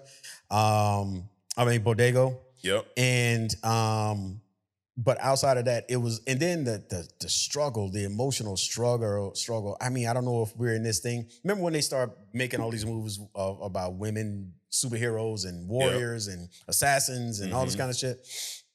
It's like now we're on this mental health thing, and it started in Daredevil with the doctor who was a psychologist also becoming Muse, right? Right. So now we got, this Punisher character. He's got all this internal struggle and this and that and so on and so forth. I think it was kind of maybe overdone. Okay. In the same context that like this killing shit was overdone. Right. So I'm gonna say the movie, while it had its high points, it was kind of mid to me. Yes. It's not a movie. It's a special. I'm sorry. I'm sorry. It's a special presentation. The fuck is this? It didn't feel like a fucking special presentation. No. It felt like a piece of a movie. It felt like a section of a movie. That's what it felt like. It felt like I'm missing the fucking beginning and I'm missing the end. It felt like some action set pieces from a movie. And my issue is similar to yours. Like it was just a slaughter fest, which, okay, I mean, I get it. It's Punisher. It's a one-off. And I will end with a positive on this. So stay tuned. I will end with a positive. But the issue with this is the amount of work y'all put into this with the writing, the scenes, the acting. It was a 40-minute fucking special presentation, 48 with the credits, I guess. Dude, add an hour to this and make it a movie and give us a little more substance, because as awesome as some of this was, I kind of felt like I did when you go watch like a very mid movie. At least we had something. Punisher's so awesome. At least we had something, right? But it should have been so much more. That's how I felt after. It was very anticlimactic. It was, man, some of this was so cool to see, and it shows how amazing Jon Bernthal is at playing this character, and it shows how much I think Marvel does understand the Punisher character, but then you just give us this half-baked fucking special presentation. That's how I felt. It felt mid. I agree. It felt fucking mid. The thing I did like and I really understood about it is, and I think this was the whole idea, this was just supposed to be a bridge from the Punisher that we're used to from the Daredevil shows and his own show, and how he evolves from just this guy who's out for revenge, but he's now kind of turned into this almost protector. Right. This equalizer. There you go. Right. That's really the purpose of this for me, which is not a bad thing. So, and I guess if that was their goal, that was the goal. I guess maybe I see Punisher on a much higher tier than they do. Because I'm looking at like, dude, this guy could be one of your top fucking characters in movies right now. Right. Well, what they did in this 48 minutes special, they could have done in 15 minutes, actually, right? And then use those other 38 minutes or whatever, or 33 minutes to fucking explain. It was cool to see Judith Light. I don't know if she's like really fucked up like that in real life. But Manucci? Yeah. But they could explain that relationship a little bit and also expanded on after the fact, got rid of some of that emotional at the fucking graveyard scene stuff. But it's just like, like you said, they dumped us in the middle of a street fight. Yeah. And that's what they showed. Right. So, and I'm not hating. Oh, so you're hating on it? No, I'm not hating on it. I guess I wanted a little more. Yeah. I expect a little more. I am somewhat of an elitist, Adrian. Mm-hmm. I like to watch amazing things. Sure. In general. Mm-hmm. I don't like mid things. I like to eat amazing food. I like to watch amazing things. Mm-hmm. If I'm reading a book, it better be critically acclaimed. I'm not wasting my time on shit that's, 3 out of 10. I don't like to. You're slipping on that Rotten Tomato fucking critic banana peel, dude. I am, dude. I am. But that's how I've always been, dude. Like, certain artists. I love albums. I love classic albums. Not, this one was okay. I don't want the okay shit. I don't have time for that, dude. I'm fucking busy. So for me, it was mid. It was mid. It served a purpose. And maybe after watching Spider-Man Brand New Day, maybe I'll feel a little different because I would assume that the reason they did this and the timing of it was so that they don't just drop in a Punisher who becomes an equalizer, as you put it, in a Spider-Man movie. And people are like, when the fuck did that happen? Right? When did he go from all I want to do is kill people to I actually want to protect some people? Sure. So what I think you're saying is that we have to tolerate some mid stuff for the greater cause. Yes. It gives us understanding, and it, like we always talk about how some of the Daredevil shows are actually 15 minutes, but they say they're 40 minutes, right? So we get some filler kind of a shit. Mm-hmm. This is kind of a filler, so that it explains the next step. But it was, I do agree. It's assuming on based on what I assume for Spider-Man Brand New Day, I think this was necessary. Okay. I actually think that it's Marvel's fault. Of course it is. Of course it is. But it's Marvel's fault because they did such an awesome job with this character that the bar was set so high. There's that. And then they just came in like right here. Right. And I know you got some kind of mixed feelings about Daredevil. I don't. I love that show. Mm-hmm. And so I'm like, dude, y'all are setting this bar up here from a critical standpoint. Mm-hmm. Look, this quality, this level of storytelling, this version of the Punisher, and then you just give me like a little fucking cunt hair of it. Here you go. Right.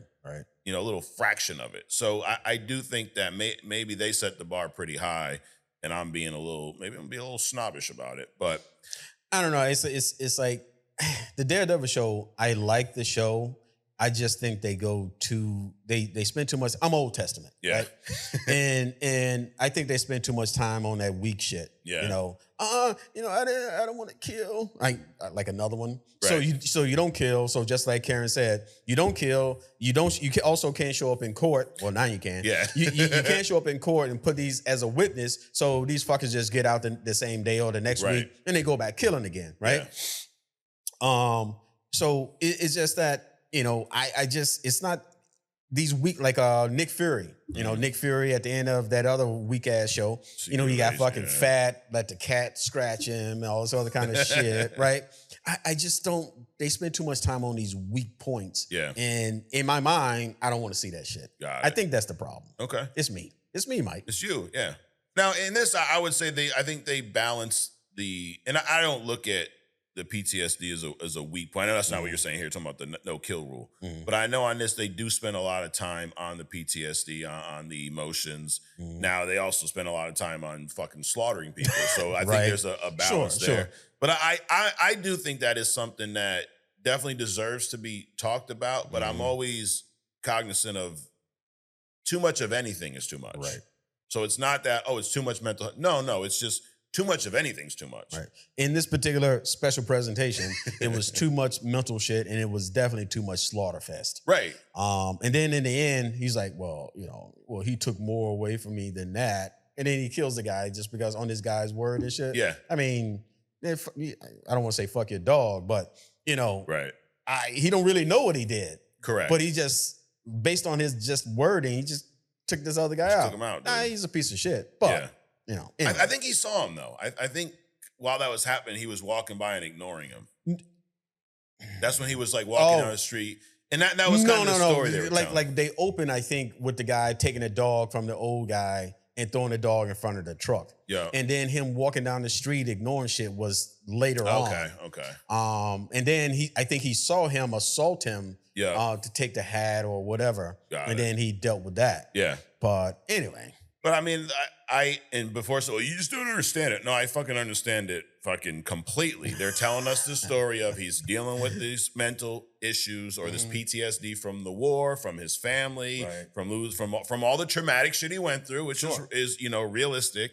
And then the other struggle is, when does he get, I guess, exhausted from chasing revenge, right? Because Manucci, we talked about these fucking assholes last week, that family, are the ones responsible for the death of his family. Right. And he's been on this, he's fucking taken out everybody so far. Now she's still around.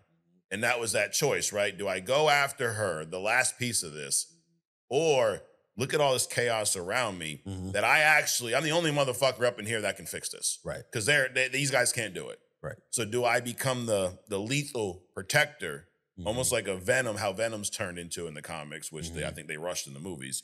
But do I become because he's lethal, he's still going to kill, but do I use that to protect certain people? I think it was a logical thing for him. It's like in iRobot, the robot dives in to save the Will Smith character. Right. I got a 13% chance of saving Will Smith or a 3% chance of saving the girl. Yeah. I'm going to go with the 13. So in this particular case with the Punisher, I can always go get that bitch. Right. But if I don't step in right now, this family will die. Correct. Right now. So I think it was just a logical thing. It was, but I think it was an evolution of the character. Sure. And that's what they told us in the beginning of the almost said show, the special presentation. He was like, fuck everybody in this neighborhood. Right. I'm going to get these motherfuckers. Then by the end, he's like, maybe I could actually. So it's an evolution of the character, which I'm fine with. Do you feel like the evolution we saw here is now taking a character away from who he really is? This is almost like Batman Year One. We're seeing the behind the scenes development of who the Punisher actually is. We're so used to seeing him 10 years as being the Punisher. Right. We never saw the struggles of what he went through, because it's revenge first. Now it's like, well, I can't take revenge against everybody because revenge basically is someone did something to me. Now I got to do something to them. Yeah, but now I'm killing people that didn't do anything to me. Right. So what does that make me? That just makes me a fucking murderer. I mean, you're a murderer anyway. Yeah. But you have no reason to take revenge on somebody that didn't do anything to you, right? So now he's dealing with that plus all the other kind of shit, the turmoil that he's going through. So we're seeing Year One Punisher kind of in a way. Yeah.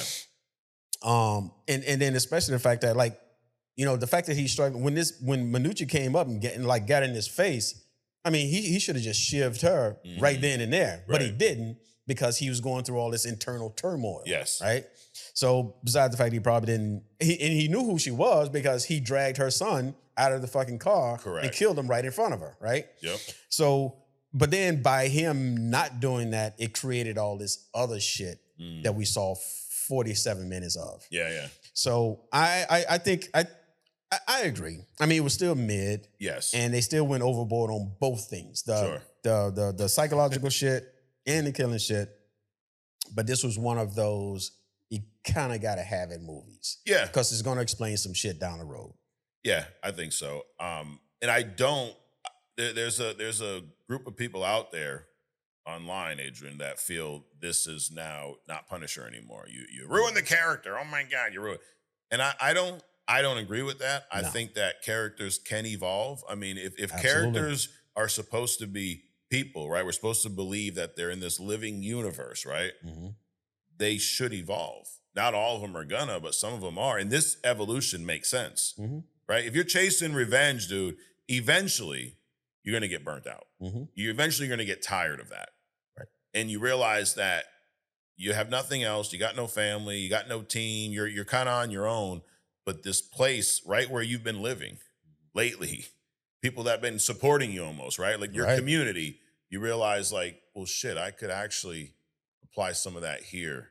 Even though my goal was not to make a difference or help anybody, but almost like it's like that Spider-Man thing, right? With great power comes great responsibility. Oh my God. Well, Punisher has the power of fucking killing people with pens and tearing up the whole neighborhood in a few seconds. Well, maybe this is some responsibility that goes along with it. Right. You know?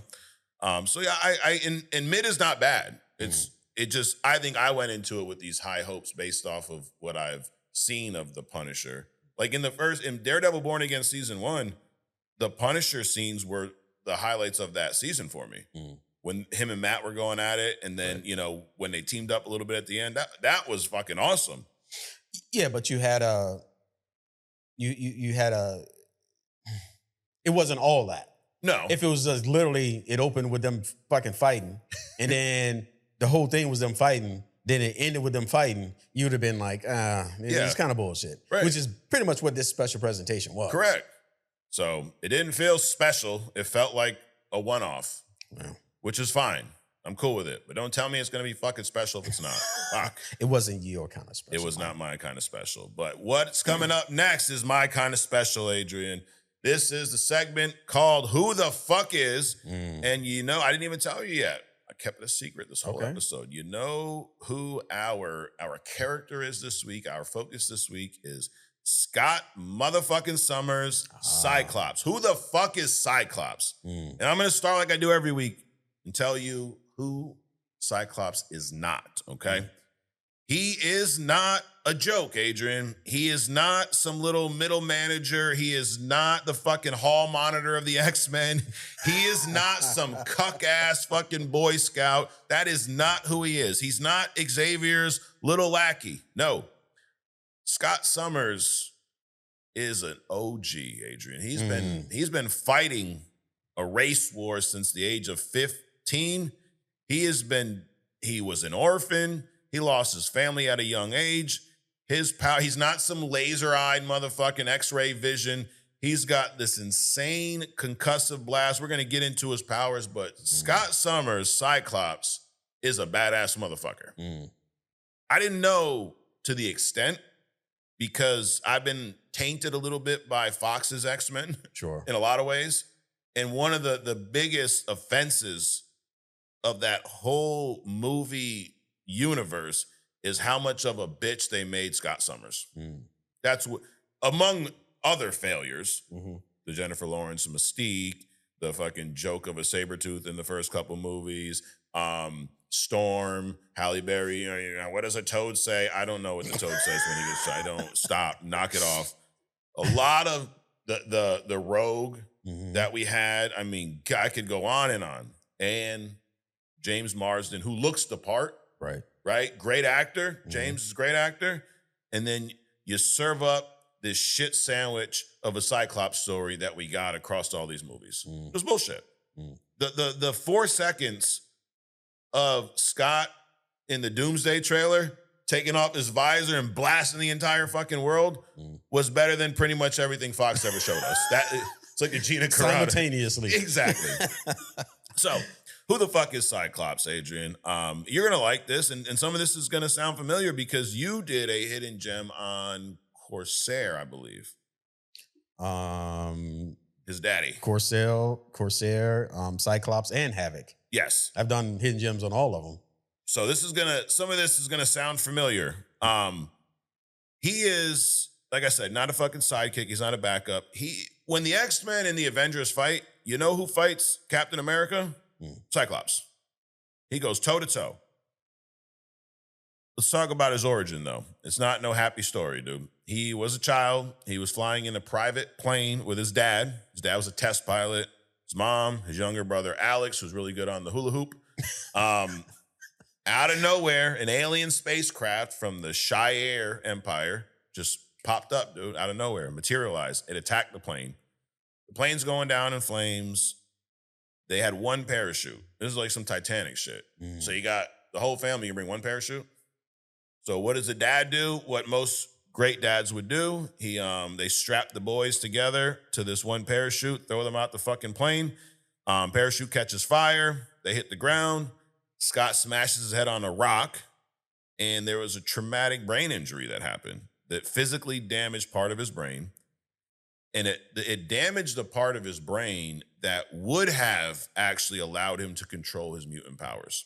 So this accent is the reason why he's got to wear the fucking visor in the first place. Got it. Because of the goddamn Shire Empire. Yeah. It's always them. Amongst other things. Right. That they fucking did. So they're attacking these guys. Scott survived, but he was put into an orphanage out in Omaha, Nebraska. Now, this motherfucker, it's always this guy. You know who I'm about to name, Adrian. The orphanage was no regular orphanage. You know who ran this? I don't know. Nathaniel Essex. You know who Nathaniel Essex is? Mr. Sinister. Yeah. We talked about Sinister with Gambit a few weeks ago. I mean, you did a hidden gem on Sinister a few weeks ago that literally was like a horror movie. Yeah. He's an evil fucking scientist. He realized that Scott possessed an elite mutant DNA, and Sinister spent years psychologically torturing Scott while he was in this orphanage, isolating him, running experiments on him, trying to turn him into a weapon.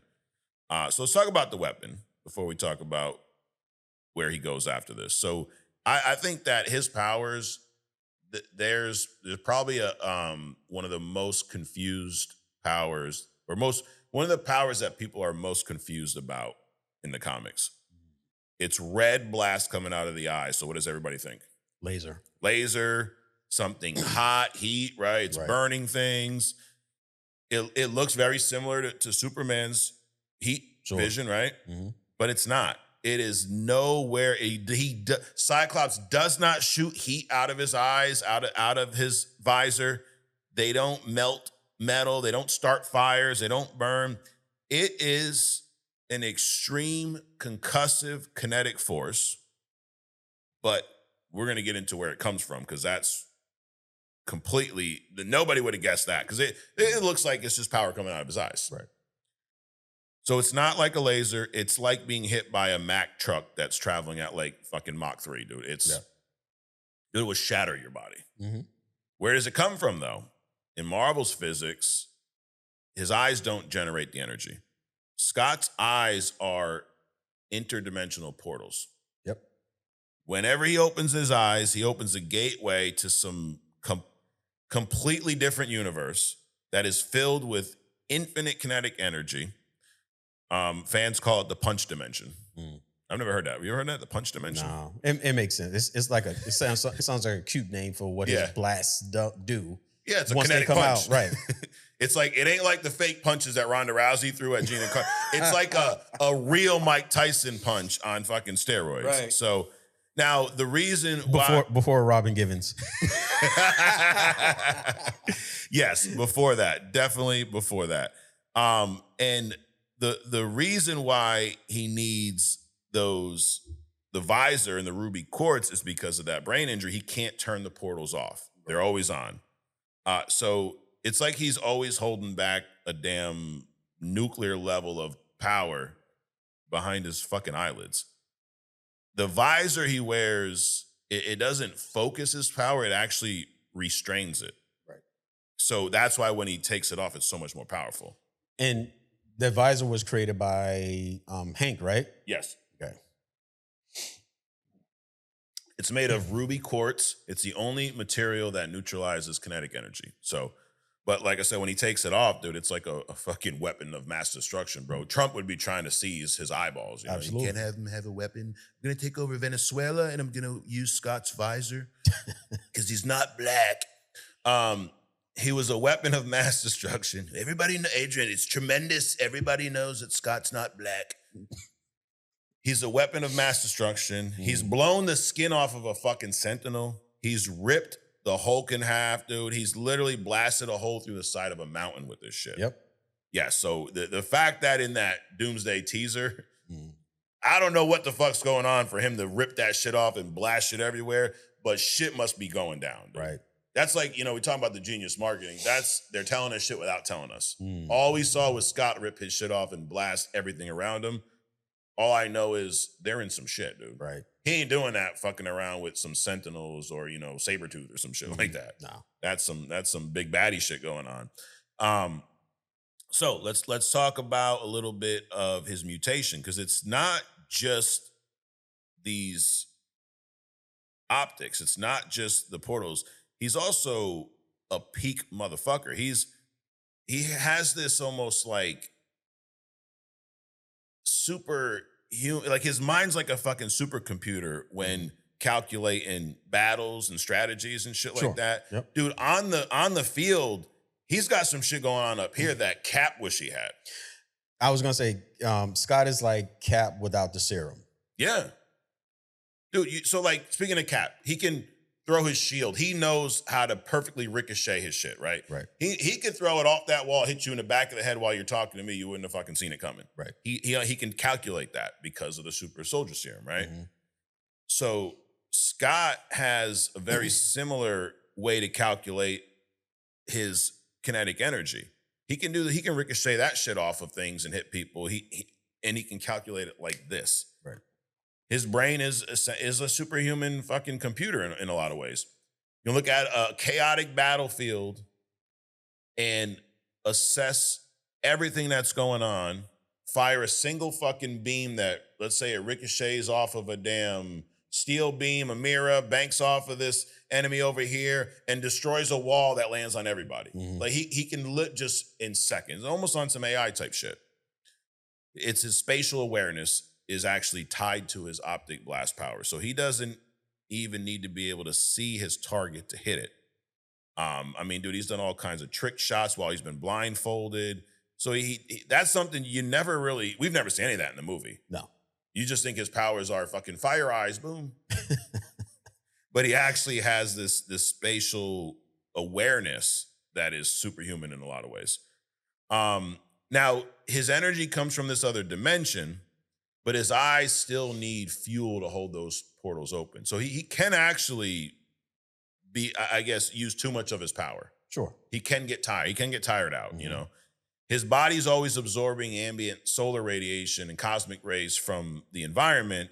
His cells process that energy and they use it to maintain that psionic field that regulates the dimension or the dimensional power from his eyes.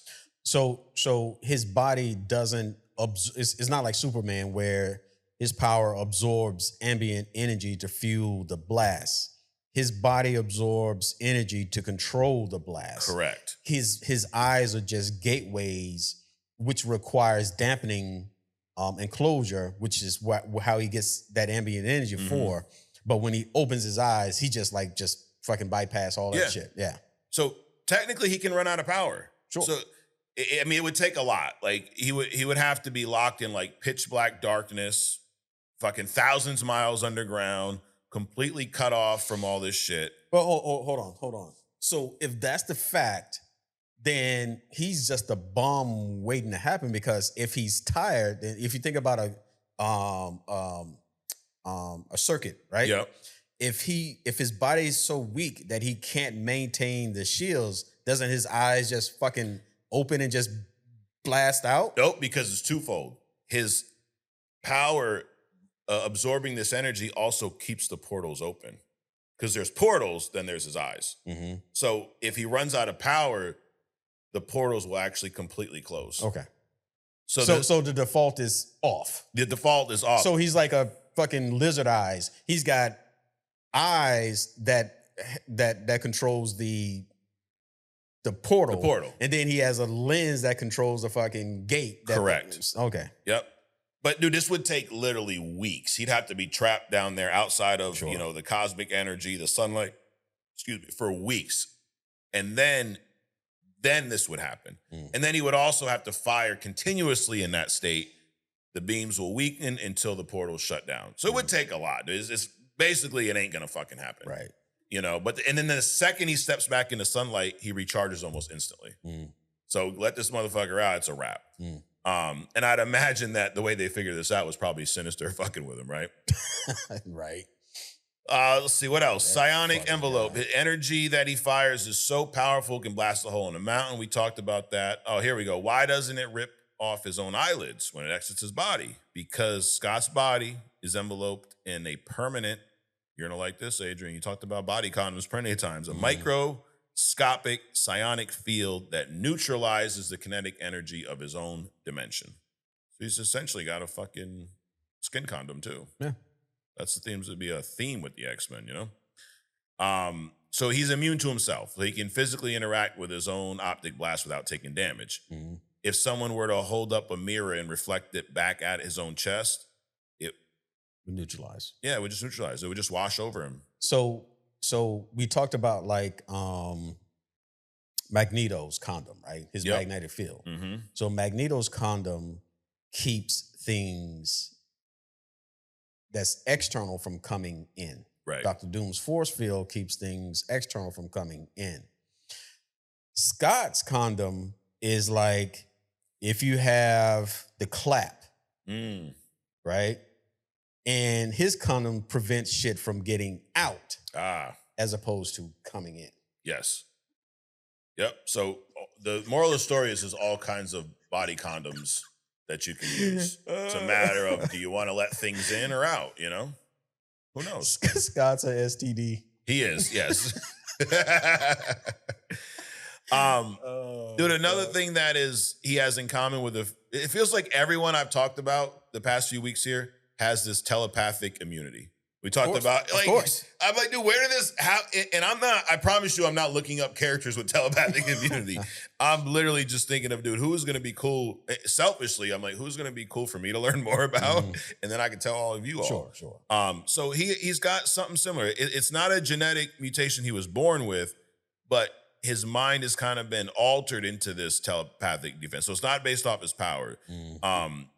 It's something he's evolved. But Professor X, Emma Frost, Jean Grey, we always talk about these three most powerful telepaths in the universe, have all said that reading his mind is a fucking nightmare. I'm paraphrasing. But it's the intense psychological discipline required to hold back this optic blast every second of the day. So his mind is compartmentalized into this like vault anyways. Sure. Because he's using this energy to do it, but the portals are open. Like we talked about what happens if he is drained of all his energies, they eventually close and he can't use them. They're always open. He's just holding that back with his mind, essentially. So that same skill that he has to hold that back is also... Well, apparently not his mind, which got damaged with the rock, right? Yes. Because if he can do it with his mind, he wouldn't need the visor. True, yeah. Right. I mean, he knows... It's really a conscious thing about him keeping his fucking eyes closed, which is what's holding all of this energy back. Right. Yeah, that's a good point. But that is the same, I guess, skill that he has used to build this telepathic immunity. Yeah, I would assume still that his mind's got to be chaotic between all the being able to do calculations, to ricochet his shit, right, to holding back the power, to the command that he has over the team as team leader. All the strategic shit alone is fucking exhausting. So I can imagine his mind's like super chaotic. The other thing is the two chicks that he's banged the longest in the comics are Jean Grey and Emma Frost. So he's very familiar with how telepaths operate. Yep. He has actively built psychic traps and even false memories in his own mind. So he's got a lot of practice too.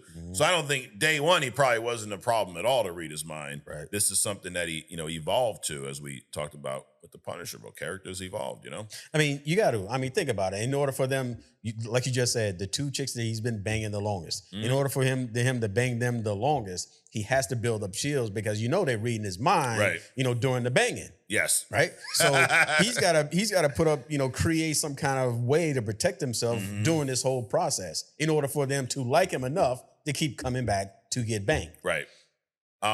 So we talked about his, time in this orphanage and his time with Sinister, fucking him up 6 ways from Sunday. Well, good old Chucky boy, Adrian, the shirt cocker himself, Charles Xavier. He recruited Scott. He was Charles's first recruit, dude. Yes. It's another thing where they fuck up in the movies. He's over here with Beast and fucking Mystique and all this bullshit. Where the fuck's Scott? Scott's the first goddamn recruit. Stop fucking it up. It pisses me off, But Xavier took this traumatized teenager, couldn't open his eyes without destroying a fucking city block, handed him a uniform and was like, bro, you're in charge. You're the commander around here. Actually, in one of the X-Men, didn't Scott show up later or some shit when he blasted the tree when he was trying to talk to Jean. Yeah, that was X-Men in the first class movies. And he was in like the third fucking movie. Right. Yeah. It's fucking stupidity. Like, it's stupid. The story's there, bro. Stop fucking it up, you know? So, people kind of, and I've been this, I guess, Scott hater for a long time. He's too much of a Boy Scout. He's too strict. He's a rule guy. Mm-hmm. He's kind of cold too, right? Like, dude, he's like, follow me or fuck you, right? In a lot of ways. Which I think the reason for me why I've always been on the opposite side of Scott is because I'm a big Wolverine and Gambit fan, and he's clashed with these two a lot.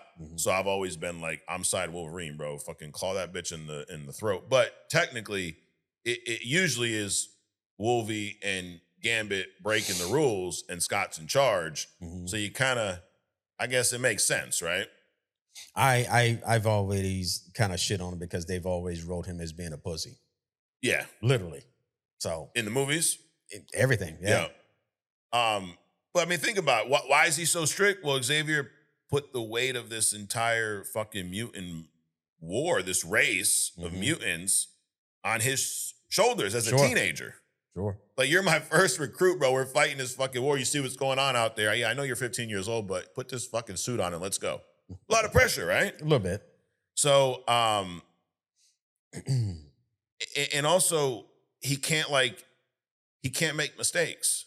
If Wolverine makes a mistake, he'll just heal, right? Like, oh, fuck, he shot my fucking arm. It'll grow back. Don't worry. Scott ain't like that, dude. If he makes a mistake, some of his friends are probably going to die. Right. And also, Scott's not bulletproof, impact proof. You can stab him. I mean, he's that literally, his mind and his eyes are his weapon. Yeah. I mean, outside of that, he's a regular dude. Right. And if they're out on the battlefield, dude, Scott's responsible. Wolverine's responsible for Wolverine. Right. Hey, come on, we'll throw you up there. Fucking, what's that shit called? Spitball special or something. We'll throw you, fucking claw the Sentinel. But Scott's got to have the plan of like, bro, we're coming in here, we're gonna attack this way, y'all go this way, you two go save this, right.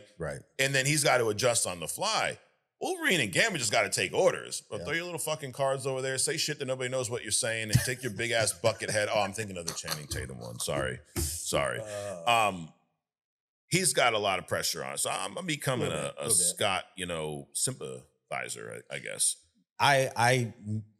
My thoughts about him completely changed with X-Men 97. Yes. When that plane blew up. Oh, yeah, and he uses his visor. He's giving orders as they're falling. Yes. You grab him, and this motherfucker, like, he just points his face down to the ground, and he stops himself from going splat. And then how he would move around using his eyes as thrusters around the room and shit. I completely changed my whole idea about Scott Summers. Absolutely. Speaking of X-Men 97, in the animated series, they did a good job of telling this Corsair story. Like, there's a couple episodes where he shows back up in his life, and realizes that was his father. He wasn't, killed off or whatever as he thought. So we're going to talk about Corsair in a minute, but Scott's got some family drama, dude. Oh yeah. I mean, let's start with just Jean Grey. When she died, and he meets Madeline Pryor, who looks just like Jean, and marries her and has a kid with her. And then Jean comes back and he'll realize she's a fucking clone. I mean, that's all kind of drama in itself right there. Cable is his son from the future that comes back and really ain't trying to have he's actually physically older than his own dad when he comes back. Right. He ain't trying to have no father. He ain't trying to go throw the football with Cyclops and fucking go to a ball game, He's like, we got a war to fight, motherfucker. Yep. So then his younger brother. We'll start with his younger brother. So after this plane crash, both of the boys were hospitalized. Alex recovered a lot faster, and Alex was actually adopted by a normal family. Scott was, like we talked about, thrown in this orphanage, being tortured by Sinister. While, dude, Alex is growing up in a suburb. He's living his best life, dude. Right. He's fucking hanging out, working on the hula hoop movement, all that shit. They didn't see each other for years until Alex was kidnapped by a guy named the Living Pharaoh. He wanted to tap into Alex's latent mutant energy, because I guess he didn't have his powers yet. But there's all kinds of other mutants and tech that can determine who does, right? I think I did a hidden gem on the Living Pharaoh. Anyway. But he X-Men show up, save the day. Scott was blindsided to find out that one of the hostages was his long lost little brother. So he joins the team. He adopts the name Havoc, and he starts twisting his waist and throwing his fucking powers everywhere.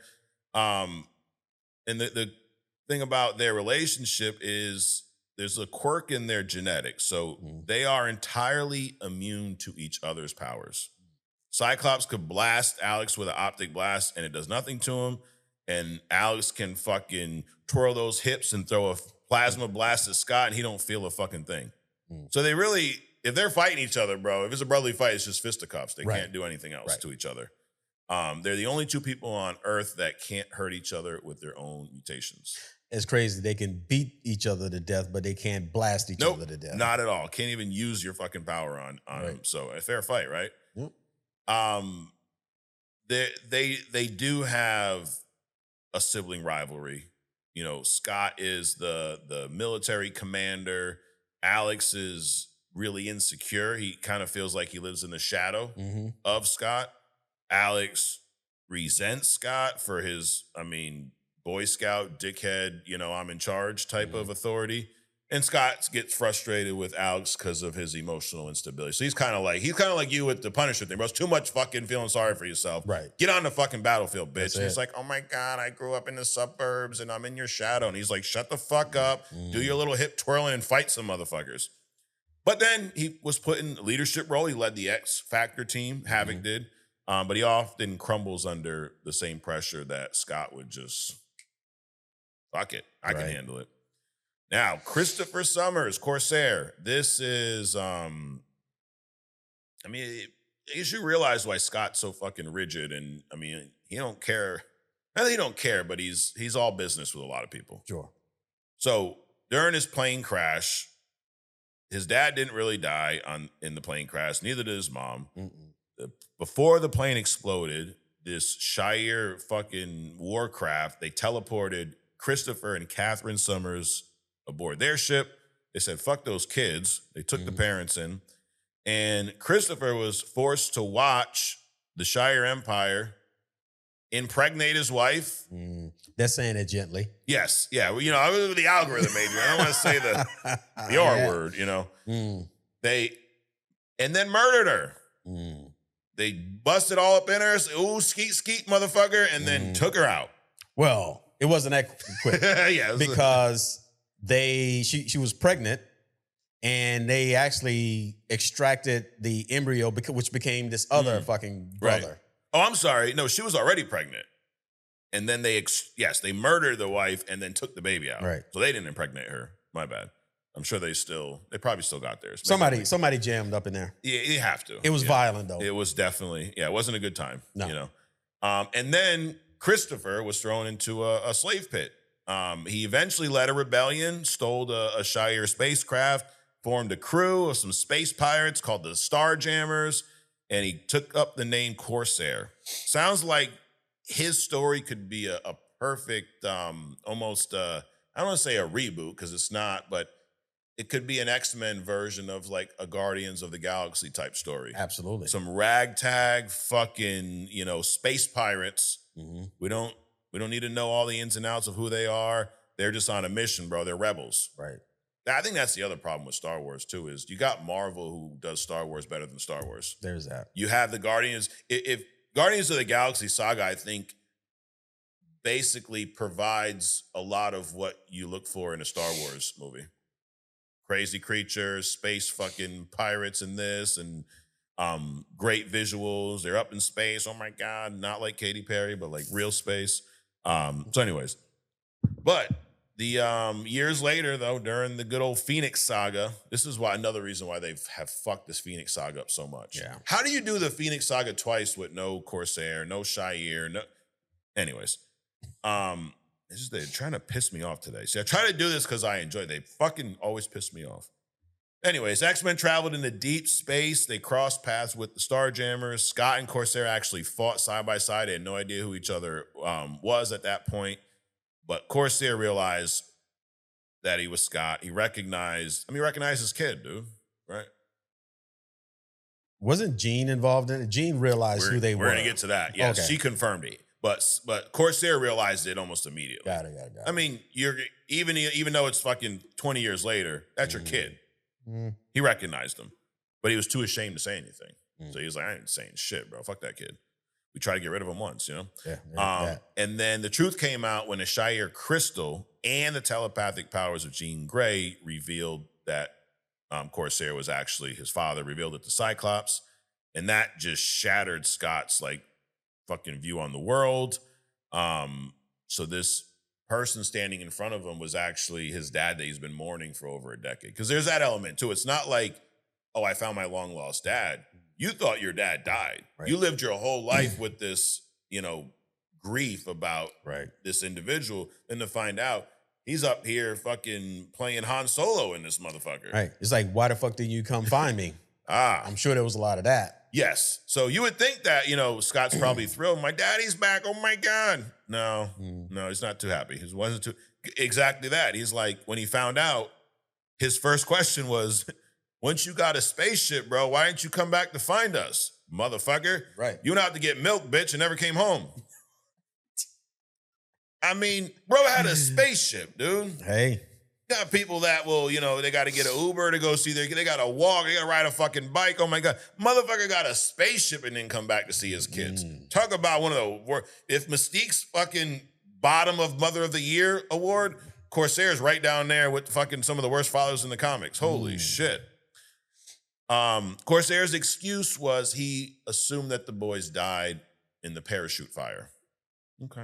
And he was too traumatized by his wife's murder. Now, that was traumatizing, right? They bang your wife, they hang your wife, Right. So, or maybe not. Yeah, I guess in that order. Maybe they bang her, hang her, then bang her again. I don't know. They take the baby out. But he chose to run away and play fucking space pirate instead of returning to Earth and fucking find his kids. So Scott and their dynamic, dude, is so backwards. Like, Scott is more disciplined. He's more serious. He's more responsible than his old man. His father's a reckless, womanizing, fucking adrenaline junkie. When they're in the room together, Scott acts like the exhausted old man and Corsair acts like a teenager. So they're dynamic. It's all fucked. This would be great for a movie. Yep. Like, how awesome would X-Men... I mean, if y'all are watching Marvel, X-Men with a Scott Summers, Jean Grey based story with just don't change a bunch of shit. Use the fucking characters that don't make Mystique Cyclops' dad or some shit like that. Mystique is Charles Xavier's love of his life. Oh my God, Raven. Oh my God. The fuck out of here, bro. Xavier's a pimp. They didn't give a fuck about that bitch. Right. She's got Moira Taggart or whatever the fuck her name is. So it's like, and you see this a lot of times in real life, right? Like, absent parents come back and the fucking kid's got to parent the fucking parent. Right. That's what's going on here. So over the decades, though, they've kind of built a somewhat, I guess, better relationship. I mean, Corsair, he's proud of the leader that his son has become, and Scott eventually forgives him for not coming back. He realizes, like, maybe with your spaceship and your fucking space pirating, you're a little too busy. But that emotional distance is always there. But Scott knows that when the universe is on the line, he's got to be the adult in the room. He can't be like, Daddy Corsair, what should we do? He's going to be too busy fucking off, What's Alex doing in the meantime? In the corner sucking his thumb and shit? Fucking hula hooping and crying. No, I'm as good as my brother. You know what? You're not. Right. Like, it's okay, right? Everything's not equal, Adrian. No, I got to deal with my brother and my dad. Yeah. Both of them, which are better men than me. You could argue maybe Havoc's better than the dad, but you're definitely better than your brother, dude. That's a fucking no chance. So let's talk about how his powers, though, Scott's powers, they did not manifest peacefully, I guess. It erupted. It was in the middle of a crowded city, and he would get these crazy headaches. We saw some of this in the X-Men movies. In his teenage years, he's in this orphanage in Nebraska, and that brain damage from the plane crash began to kind of interact with his DNA, his mutating DNA. He would have these blinding, agonizing migraines, sometimes that would literally leave him incapacitated. And then Sinister, posing as this director, Mr. Milbury, he called himself, he realized what was happening. And he does actually designed the first ruby quartz glasses for him. But Sinister kept his identity secret because he was trying to study Scott from the shadows and shit, you know, fucking anal probe him at night and shit, tickling his balls while he's sleeping, you know, all kinds of fucking inappropriate things. And the psychological abuse at the orphanage, though, became too much, and Scott ran away. He was, you know, hopping trains, drifting across the country. He's a homeless teenager. He ends up in New York City. He's near a construction site. Scott's walking by. A massive crane malfunctions, and it drops a fucking payload of steel beams directly toward a crowded street. Scott rips off his glasses, fires his optic blast, fucking blasts the steel out of the way, saves everybody's life. Everyone's cheering, "Oh my God, you saved us." Or I'm sorry, instead of cheering, no, that's what they should have said. Instead of cheering, the crowd turned on him. Sure. You fucking mutant, look at you, you bitch ass mutant. They formed an angry mob. They're, you know, making makeshift weapons. Maybe they got pitchforks and shit, you know. Blast number 2. There you go. Yeah. Unfortunately, he didn't do that. Fuck all y'all. They chased him into the train yards, they're trying to lynch him, dude. They're like, "You fucking freak. I ain't that some shit." Sounds like self-defense to me. Exactly. Yep. So he's running away, tried to fucking help them. Now, this is the stuff this is another reason why I say we've not really seen the X-Men on screen. The X-Men, they're not looked up to by the public. That the whole reason Stan Lee, I don't know if it's the whole reason, but one of the messages, I guess, Stan was trying to get across with the X-Men was making them an analogy for any group of oppressed people, whether it's, you know, Jewish people in the Holocaust, you know, Black people in the civil rights movement here, whether it's the LGBT and whatever their fucking movement is called. But it's always a group of people. That's a stretch. It is, but I mean, he's got, you know, Morph, who's pretty much trans, right? Back and forth.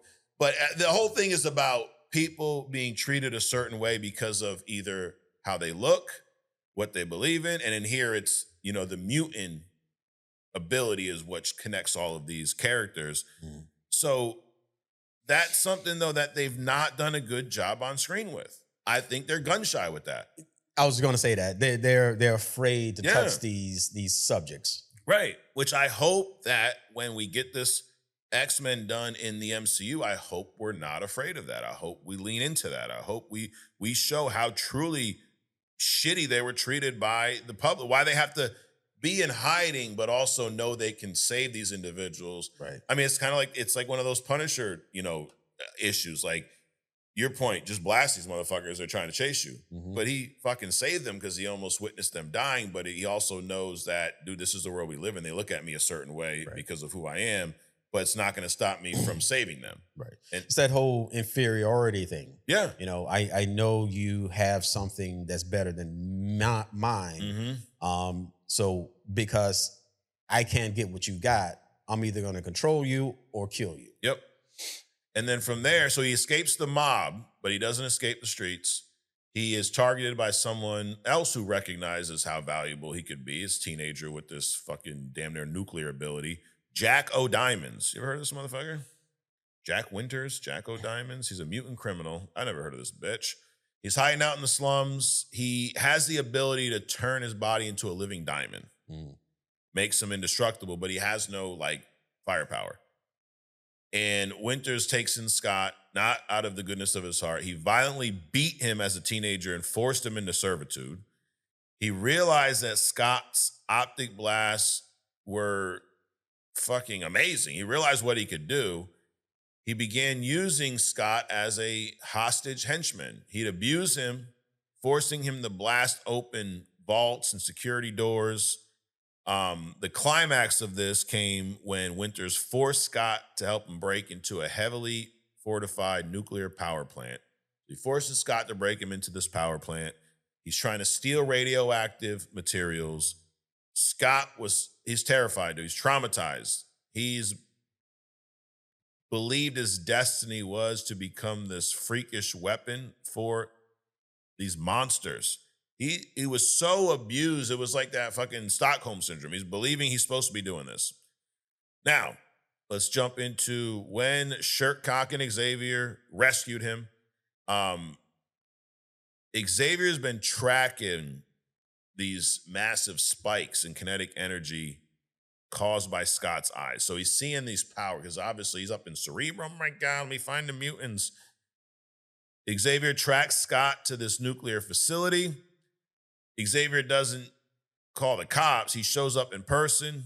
He engages telepathically with Jack O'Diamonds. He eventually helps neutralize this motherfucker. And then he frees Scott from Jack's control. So Xavier then pulls Scott aside. He offers him an alternative. He's like, dude, reach under this blanket and see what I got here, and you can join the X-Men. No, he didn't say that. He did not say that. I mean, he's shirt cocking, bro, you know? I mean, I don't know if he ever tried to show him the willy. I hope not. But anyways, he offers... Well, probably because, I mean, he allowed him to say, my X-Men. So in order for him to do that, you know how it works in the entertainment industry. Exactly. You got to go a little bit extra in order to get these certain privileges. You want to say my X-Men? You better touch my willy, is what he told him. Yep, and watch out for this optic blast. Anyways, so he offered him a different alternative. He explained that mutants... Or I'm sorry, he explained what mutants were. Because that's the other thing. Scott don't even know what the fuck's happening, dude. He's got fucking shit coming out of his eyes. Oh my God. He's got this guy who turns into a diamond, beating him into fucking helping him rob banks and shit. And I'm sure part of his psyche is like, something's wrong with me. Yeah. Why am I not like everybody else? Right. And dude, he started believing that was what he was supposed to do. You know, he's getting beat by this guy. He eventually fucking thinks this is just my life, right? What, he thought that's what he's getting beat is what he's supposed to be doing? No, he's supposed to be this weapon for these monsters. Oh, like that's his role in life. You know, the guy's gonna beat the shit out of me. I have to blast open these vaults and keep hostages and do all this shit because that's who I am, dude. So he explained to him what mutants really were, and he gave him that custom ruby quartz visor to permanently control these blasts. So he gave him invited him in, gave him an alternative route, and gave him this tool to really help control the chaos. Brings him into his estate, Westchester, New York, you know, the X Mansion. So that's why Scott is so loyal to Xavier and Xavier's dream. Even when Xavier is wrong, he's still there. He's a loyalist, dude, because every other adult that Scott's had in his life either fucking died, tortured him, beaten his ass. Xavier was the first person to look at Scott and treat him as a person and not just a weapon. Wait a minute, but grooming is grooming, right? You groom in one way or the other. Maybe. I mean, that's kind of, anyway. I mean, I see what you're saying, but he saved him from a very fucked up situation. He groomed him into a leader, into a commander. I guess, are you saying that maybe Chucky Boy, as much as he's helping him out, still had some ulterior motives here? No, I mean, I guess you can't groom so Scott thinking that he's this weapon because that's and that's synonymous with how things have happened in the past. When you have a power, talent, skill, right? And you don't know what to do with it, and no one has shown you how to use that power, skill, gift. Yeah. The first person that comes along and shows you anything, you're gonna kind of be kind of beholden to that person. Okay. Which in his case was Sinister. Right. So good or bad, because at least I can understand what this thing is, not necessarily the best way to use it. Now, Sinister showed him how to use his power, but it goes against Scott's grain as a human being. Yeah. And so Chuck comes along and not only shows him how to use his power, but how he shows him the situation that he shows him in which to use his power is more in line with Scott's psyche. But it's still grooming. Right. You call it grooming because to me, there's a difference between educating somebody and grooming somebody. Educating somebody is like, hey, go live in your own fucking apartment and come back here Monday, Tuesday, and Friday, and I'll show you some shit.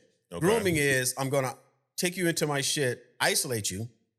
isolation because he brought him into his Westchester fucking mansion, Yeah. and then showed him specific things, and then controlled his environment so that he can more accept what it is that he's trying to teach him. Yeah. To me, that's grooming. Okay.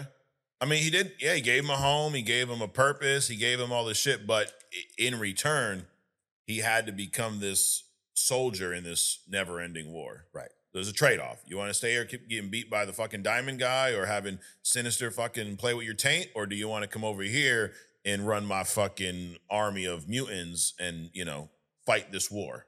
Well, the other part about grooming, in my mind, is that even though Scott now, many years later, has the opportunity to leave, he chooses to stay. He did. And also continues to back Shirtcock Boy. Yes. Well, the last piece of this may change your opinion on what you just said. So, the Phoenix Force, Adrian, we talk about the Phoenix Force a lot, right? This fucking burning bird from space. Oh my God, it's all up in her.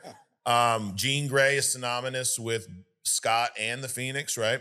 But in Avengers vs. X-Men, which is on our Road to Secret Wars comic, which we're going to resume this week on Mic Check, the Phoenix Force was heading to Earth. And this was one of those, you know, we're talking about scenes with like 30 characters, right? What could it be? And you pointed out, dude, it could be them debating about something. Right. Well, in this story, in Avengers vs. X-Men, there is a debate about what do we do with the Phoenix Force. It's heading back to Earth. Jean's long gone. She had died already for like the 12th time. And Rachel Summers was on Earth, or Hope Summers, I forget, one of the fucking Summers little girls. But this Phoenix Force was coming back to her, and I think it was Rachel, and they are debating, what do we do? Like, do we just kill this bitch so the Force doesn't come, whatever?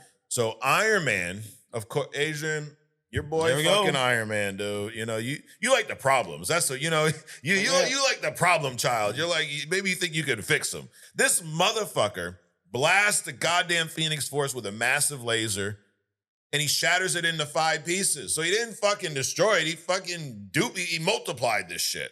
Some Terrence Howard massive multiplication by subtraction. The 5 pieces possess, I won't even tell you who else because I don't want to spoil the whole story. I'm only going to spoil a part of it here. Cyclops gets possessed with the Phoenix Force. He becomes a god, dude. He ends world hunger. He provides infinite clean water. He stops all these global wars. He created a utopia for a little bit. But what happens when people get absolute fucking power, dude? Oh, they go absolutely batshit. Yep, it absolutely fucking corrupted him. And the other Phoenix hosts were all defeated because the same thing was happening with them. Well, guess what happened to their portions of the powers? It gets funneled right up Cyclops' anus. Well, not his anus, but he gets funneled right back to Cyclops. Sure. He then loses his mind, and he becomes this corrupted, still in this godlike state, but then his old mentor, the guy who you could say saved him, Professor Xavier, confronts him. What happens? Oh, don't work out well for Xavier, dude. He gets killed for the 12th time in the comics. The man who raised him just gets whacked. You got Corsair out here flying around being a fucking space pilot, and you're gonna kill this guy, you know? Right.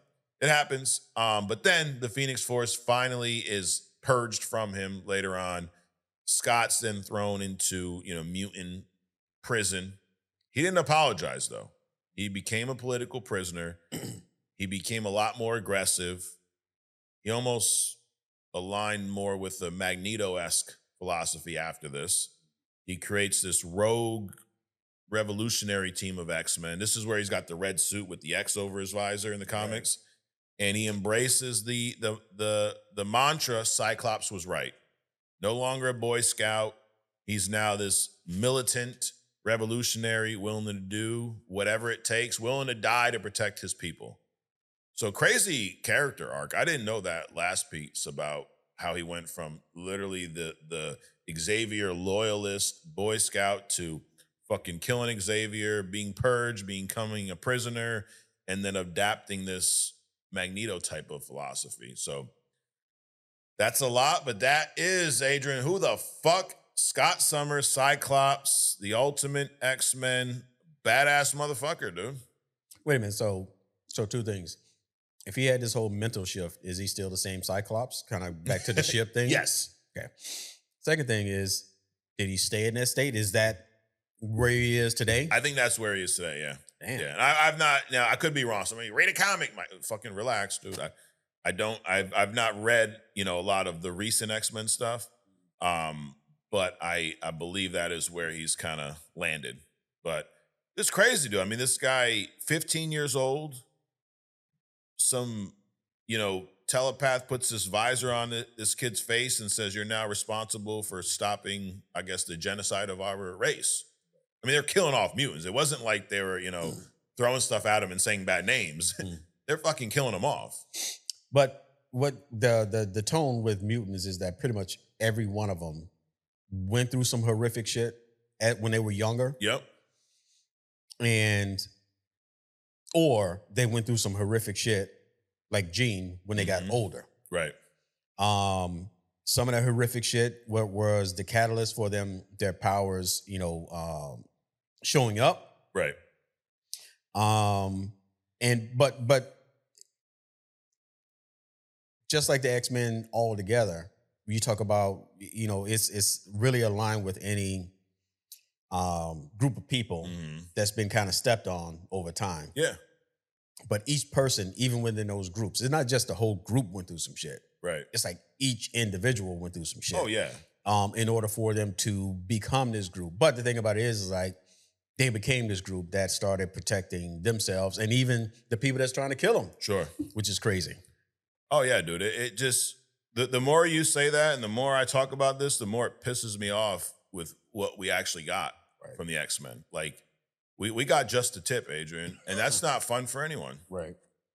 So, but dude, Cyclops, badass. I hope that he's finally going to get his justice in Doomsday. It looks like that, at least with the teaser we've seen. I know he's not going to be like the star of the movie. I'm not asking for that. I'm just asking for, when he's on screen, show me some Cyclops. Right.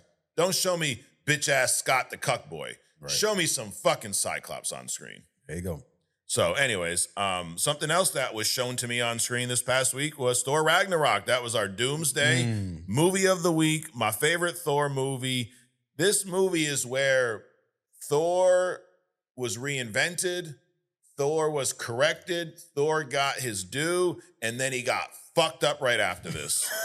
This was like the shortest lived redemption arc. And we go from this to Infinity War, amazing Thor, Endgame, fat Thor, not so great. The end of it, awesome. And then we get Thor Love and Thunder. Holy shit. But at this time, this was, so it's like a catch-22 with this. It was great at the time, but it almost eventually led to the shit version of Thor, because they did too much. They did too much humor, too much jokey jokes, too much bullshit. Right. And now they got to redeem him again. Again, yes. Which, again, I mean, based off of what we're seeing, looks like it's probably going to happen. Yeah. Let's hope. I mean, I would say that, matter of fact, I'll say that for later. I'll save something for later. But Taika motherfucking Waititi is someone who gave us this great movie and then fucked Thor up his ass and he didn't ask for it. All right. Up until this point, this motherfucker had only done like indie comedies. So Marvel, he went into Marvel. I guess he pitched them a sizzle reel set to that Led Zeppelin song, the Immigrant song, the one that is Thor's like theme music in this. Yeah. And everybody loved it. Fucking Feige loved it. He also, there's a lot of improv on this movie. He threw out a massive chunk of the script on set and says that maybe 80% of the movie's dialogue was actually improvised by the cast. So kind of similar to, I guess, the first Iron Man movie. Right. Where here's what we want to get accomplished, but just say whatever the fuck you want. And I think it worked on this movie. Sure. This movie was fun. I guess it was the perfect time for a movie like this with Thor, because the first Thor I liked, it was good. And then the second one was a shit show. So he needed some redemption. Now they gave Taika $180 million for this movie. Box office, this thing did $855 million worldwide. It's a fucking lot of money for a Thor movie. So, and this was around the time, dude, it was right before Infinity War. I mean, it blew Dark World out of the water, from a box office and a critical standpoint. But let's talk about what this movie does early on. It kind of destroys everything that defined Thor from prior to this point. Dude, it destroyed that in this movie. Start with fucking Mjolnir. Hela shows up. Odin's dying, right? He turns into a cloud of fucking fart dust and goes out into the sky. Oh my God, I think I'm ready to die. That was kind of fucking stupid, but and then Hela shows up, dude. Hela's a badass in this fucking movie. And she's a character that is very different than the comic character. We're actually going to talk about the comic version of Hela on other stuff. She ain't even Thor's sister, and I think she's like Loki's daughter or some shit. But anyways, Hela, bro, Thor throws Mjolnir at Hela. This bitch just snatches this shit up like it's a fucking basketball or something. Right. And not only does she stop it, she crushes this thing. Dude, up until this point, would you agree that Mjolnir was probably the most powerful weapon that we've seen in this Marvel universe, or one of them at least, right? Yeah, you would think it's indestructible. Yeah. Right? And she crushes it like nothing. So right off the bat, we're like, damn, Thor's fucked. And then, you had that little crew of warriors, right? Volstagg, Vandrel, Hogan, and they're all just killed within seconds. She just shows up, starts throwing fucking spears through people like nothing. Odin's gone, and Asgard gets taken over and then destroyed. That all happens like in the first 30 minutes of this movie. Then we get Thor and Loki thrown off, into different planets and shit. We're both at the same planet. And the highlight, and I'm not gonna, belabor the whole movie, but I want to talk about the highlight of this movie, one of the highlights, and also I think one of the best one-on-one fights in the entire Marvel Cinematic Universe is Thor and Hulk on this planet. What's his name? The not the Collector. What the fuck is the Wizard? Jeff Goldblum. Yeah, Jeff Goldblum's character. He's not the fucking Collector. He's the Grandmaster. Yes. The Grandmaster. That sounds kind of KKK-ish, but the Grandmaster of this planet. He's got his champion. His champion's Hulk, and this is like a throwback to some Colosseum, like ancient Roman times type shit, right? Mm-hmm. Like we got everybody's showing up to see these motherfuckers duel, and you got Hulk, this champion. He's like this fan favorite. He's like the star, bro. He's like motherfucking Hulk Hogan up in this bitch. Hulkamania is running wild on this planet. Got a building carved in his fucking image and shit. Fucking Hulk mask and green fucking dust everywhere. Oh my God. And then it's Thor. And we get to see, this is where we realize that, or maybe some people knew it before, but Thor's power ain't the fucking hammer, dude. Thor's power is Thor's power. You see an awesome fight between these two. I mean, this is like just, there aren't many times you get to see the Hulk unleashed, and you get to see him unleashed here. Well, this goes back to something we discussed earlier. So when they made the Hulk, and Hulk came before Thor, when they made the Hulk, they made his power so just fucking obscene. Yep.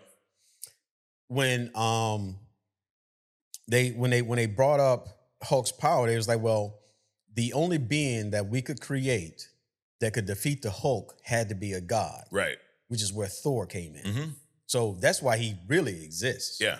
Absolutely. So and they portrayed that, and then the fucking Grandmaster fucked it up which is kind of funny that you're the god of lightning, right? Which is electricity, but then you get zapped by a stun gun and shit. Yeah, must be some fucking very advanced fucking taser. Right. Holy shit. They introduced Valkyrie in this movie, who I think Tessa Thompson does a great job portraying. Yeah. And so this is one of those examples of when they change characters from the comics that aren't very as well known as like a Thor or a Hulk, and they do it the right way, it pays off. Sure. Like the Grandmaster is not just, he ain't like that in the comics. I mean, it's an exaggerated version. Valkyrie's a lot different in this, and Hela's a completely different animal in this movie, in different origin, different relationship, all that shit.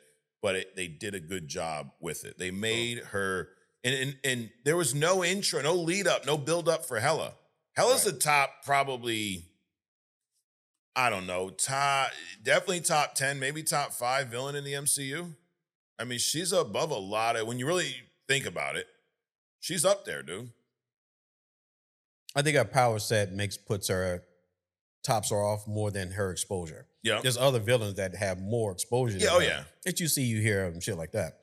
But her power set is definitely puts her up there. And they did a great job of establishing how much of a problem she was going to be immediately. Mm-hmm. Like the only thing that was keeping her away was Odin. As powerful as he is, he was one of the early who the fuck is Odin. We talked about his power set, and he literally is God, right? Like we say Thor is a god. Well, Odin was the god. Right. Once he died, it opened up, whatever spell, whatever power he was using to keep that bitch away. Right. She's like, motherfucker, I'm here. Right. A lot of people are like, well, why does Odin have to go to sleep? Well, it's just like like a man's role, like his real role, right? He has to do a lot of shit besides just provide for the house. Right. He has to protect. He has to educate. He has to go out and work. So there's a lot of shit that Odin does just in the background, like he been fucking hella away. Yeah. Right? That people don't necessarily see, but that still drains him. Right. So that's why he has to go to take a nap every once in a while. Good old Odin. Because he's doing a lot of background shit that people don't see, but it's also protecting everybody as well. Absolutely. And then eventually, some of the themes of this movie was the whole Asgard's not a place, it's a people, right? Because Asgard gets destroyed. And then they realize that in order to stop her, in order to stop Surtur, this big ass fucking, demon fucking whatever, we have to destroy Asgard. That's the only way out. We got to keep them there and fucking destroy it all with them. And that was because Odin had said that to Thor earlier in the movie. Asgard's not a place, the people. Right. That whole, like, it's the community. It's, again, is it, if you replace the whole place, is it still Asgard? He's got the same people. Yep. You got the same rules, the same fucking ruler, the same king. I guess it is here. I mean, they created new Asgard. I didn't know that was going to be our theme today, replacing things. Replacing things. Can't replace us, though. Yep. If you replace us with AI, is that still us? I don't think so. It can be. It can. You never know. We could be AI right now, We're definitely AI. This isn't even real. Right. And Thor realizes that. He kind of fulfills that prophecy, if you will, and puts them on the spaceship, heads to Earth. There's some really cool fights, too, at the end. I like the part when Bruce jumps off of the plane or the ship to turn on the Bifrost. I almost fucking passed out when he fucking just landed on the bridge and shit. Yes. I was laughing so hard, dude. I almost fucking passed out. That shit was funny as hell. Yep. Valkyrie's looking at him like, what the fuck you just do that for? But even when he fights that giant like dog werewolf Hulk, bro, we get to see some savage Hulk. Yeah. And Thor's trying to calm him down and he keeps destroying shit. Like, no, stop. There was a lot of humor in this. You talk about Punisher with there being too much of two things. Too much fucking emotional shit, too much killing, not enough other stuff. In this, there was a lot of comedy. Right. But I think they did a great job of watching that line. It was balanced. It was balanced. It's balanced this felt like a comedy movie in a way, but it still had those important moments. And yeah, I agree. It was as balanced as this crazy ass movie could get. It was as balanced as Love and Thunder was unbalanced. There you go. And then it ends with the ultimate fucking face-off. The ultimate cliffhanger. And this is why, as much as the movie was fun and it was comedy, it gets serious really quick at the end. You got Thor and Loki. They got all the Asgardians on this ship. They're heading to Earth. And then they see this ship show up, which is Thanos' ship. It's called the Sanctuary 2. It's giant. Right. And those who know, shit's about to fucking go down. Yeah. It was a great, cliffhanger. It was a post-credit scene, but it was great. And then we also know that, Loki, as he's running through Asgard, he's in the vault and he kind of eyes the Tesseract. He snatches it up, which is actually why Thanos came for the ship. But all in all, this is a movie that I rewatch this movie a lot. You're talking about earlier, like not watching new shit, watching old shit. Mm-hmm. This is one I will rewatch more than often. Yeah. Or more often than not. So Thor, motherfucking Love and Thunder. Just kidding. Thor Ragnarok. So Thor Ragnarok was this past week. Next week, unfortunately, it's Ant-Man and the Wasp. It's not a horrible movie. It's entertaining. It's fun. It's a good little, I guess, palate cleanser before Infinity War the following week. And there is an important post-credit scene at the end of this movie. I think it's post-credit very end when they get caught up in the quantum fucking whatever. But anyways, Ant-Man and the Wasp is the next movie, and then we have Infinity War the week of June 1st. So that is our road to motherfucking Doomsday.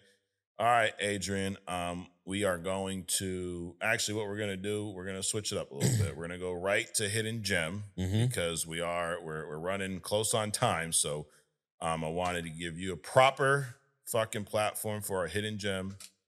Who is our motherfucking Hidden Gem this week? Well, this week, so this is a character that goes back to my early days of comics. And this week's Hidden Gem is Warwolf. Oh shit. Okay.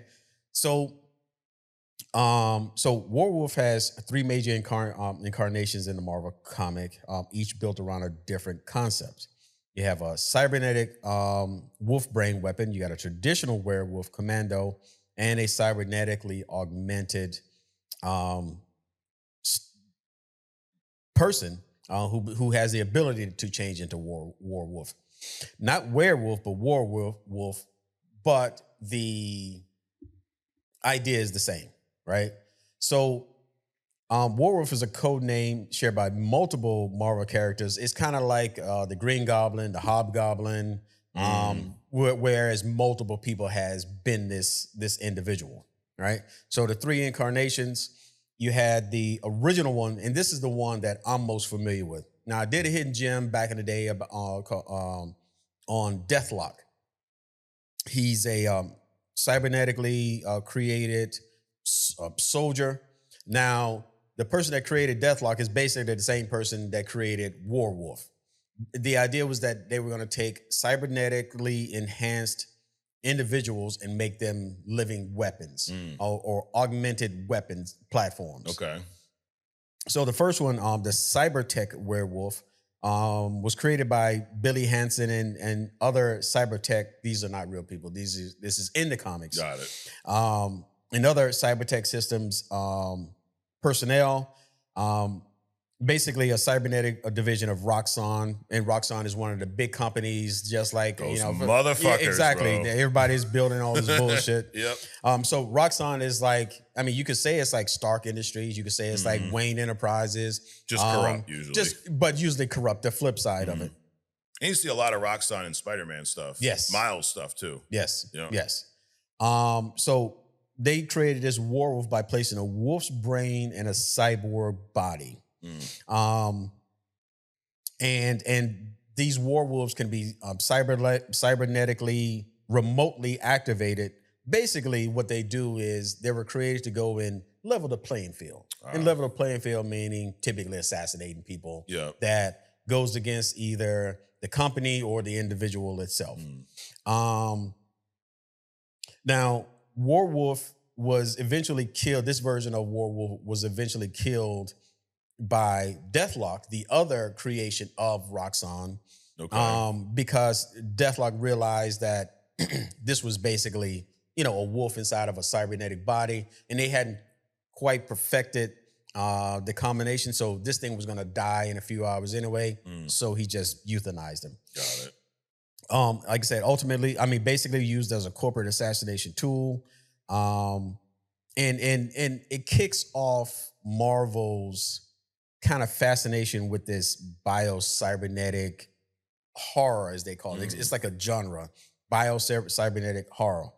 So the next person was Vince Vic Marcus. He was a SHIELD agent. He led a monster op squad. Think of the Creature Commandos, right? Yep. So in that squad was Gorilla Man, Living Mommy, a Frankenstein clone, Nina Price, and Zombie. So again, they basically were was a corporate scalp group. You know, they go around taking people out. Now, the difference with this cat was he had this, it was a different twist on lycanthropy. So he wasn't he wouldn't come out with the moon, he would come out when the planet Mars came out. So it was like a little twist on it, but essentially he ended up doing the same thing. The third one was Martin Reyna. He was also a SHIELD agent, but he had the ability, and he was head of a division that actually dealt with supernatural events and extra normal threats. I like that. Extra normal threats, right? Ooh. So he used the cybernetic augmentation to assume the form, and he could do this on command. So unlike the first one, who was basically a wolf inside of a cybernetic body, and the other one who transformed into a werewolf when the Mars planet came out, this cat, he could turn at will. Now, their powers were also different. The first cybernetic, cybertech werewolf, the one with the wolf brain, he was basically in a combat chassis. You had a brain inside of a cybernetic body, and it would go off and do shit. Yeah. Could roughly lift 2 to 5 tons. And it's basically like he could tear through steel, like lift an adult with one hand, had a lot of durability. He had retractable vibro claws capable of cutting through steel plating. He had a hydraulic assisted bite. He had an internal targeting computer. So even though the targeting, because remember, he's a werewolf mind. I mean, a wolf's mind inside of a cybernetic body. So he needed some control. Right.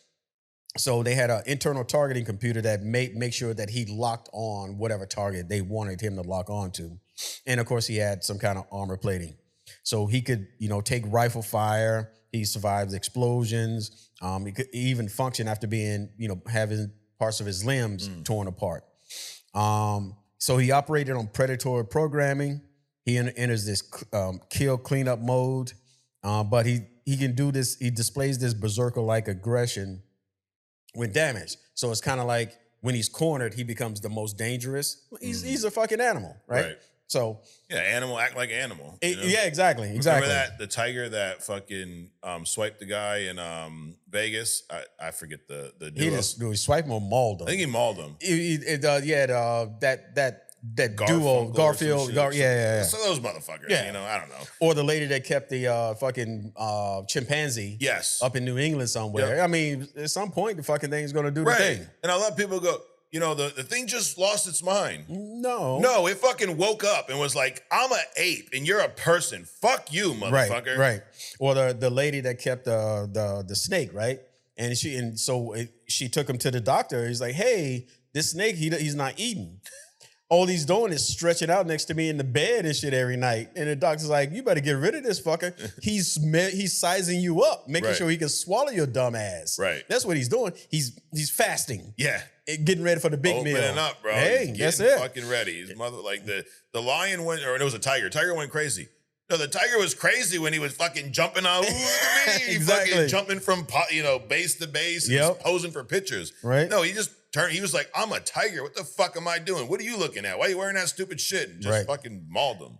Like Chris Rock said, Tiger went tiger. Tiger went tiger, bro. Absolutely. Exactly. That was great. Fucking dumbass.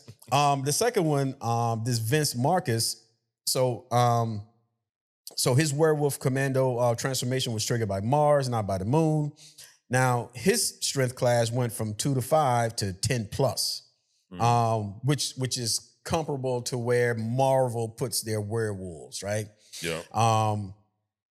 He was able to bend reinforced steel bars. He was actually able to overpower Gorilla Man, pick up and throw a fucking pickup truck, held back a charging frost giant, right? Damn. So naturally, he's got claws and fangs, but he also has shield gear because remember, this is a shield agent. So he's got silver alloy combat knives, anti-magic grenades, and custom armor that expands during his transformation. So it's kind of like Reed Richards. He created the fucking suits out of these molecules that can transform. So like when Human Torch changes to fire, it doesn't burn up. Right. Or when he stretches, it yeah, stretches with him. And when Sue don't need the fucking shit. But anyway. Yeah. So his armor would expand during transformation, so he don't end up like the Hulk with fucking his dick and balls all tightened up in the jeans.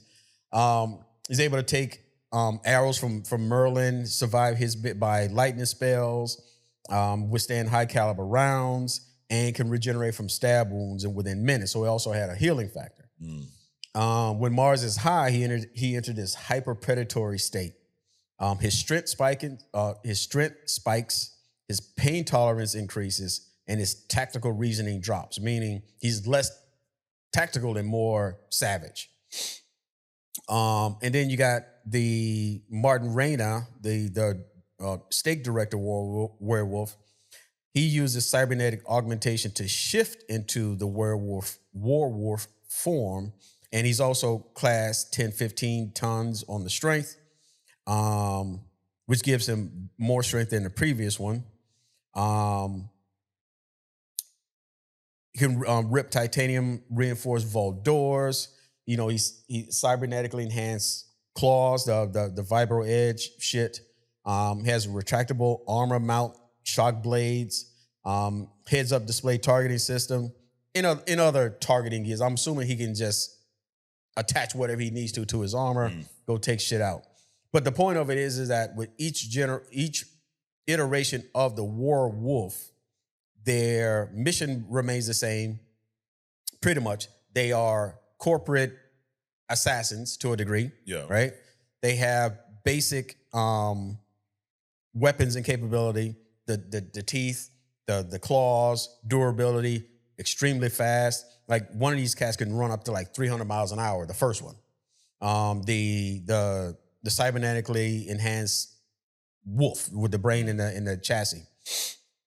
So extremely strong, but basically, so to me, the reason I thought about this is because they also had run-ins with Doom at some point, right? One of the Doom bots. Yeah. And they were able to resist those. But this goes back to my armor, my tech, but it's also like the horror part. It's kind of like kicked off that horror thing within Marvel. I actually thought this was pretty cool.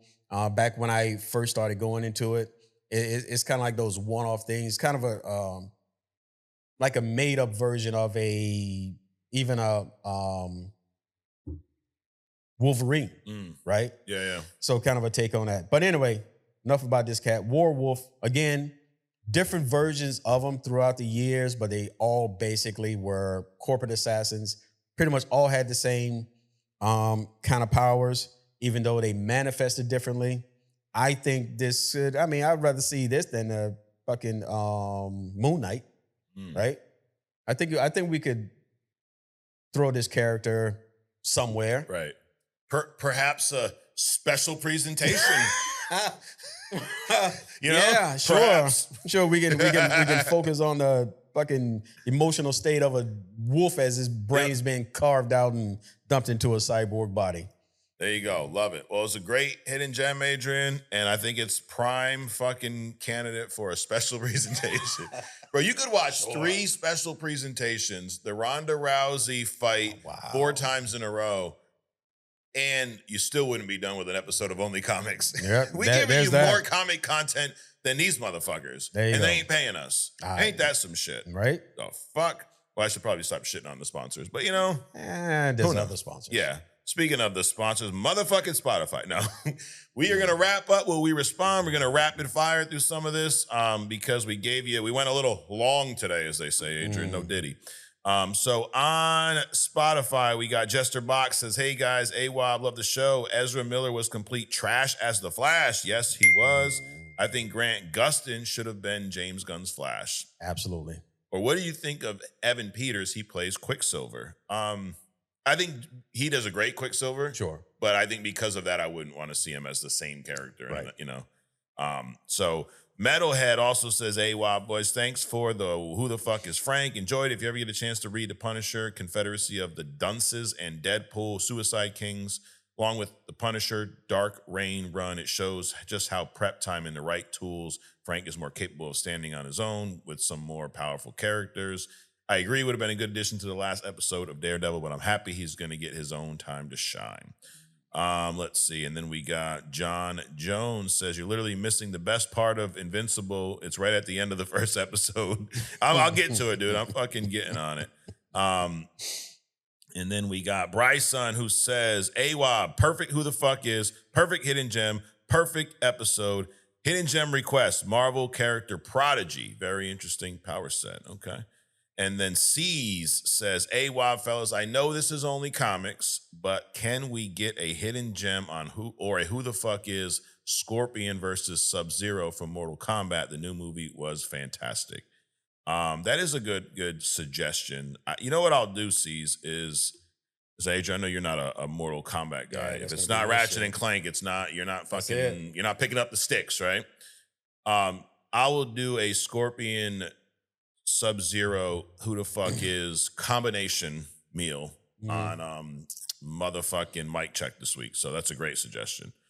All right, and there's a couple of before we fucking wreck this one guy, let's go through the good guy. Here's one, Adrian.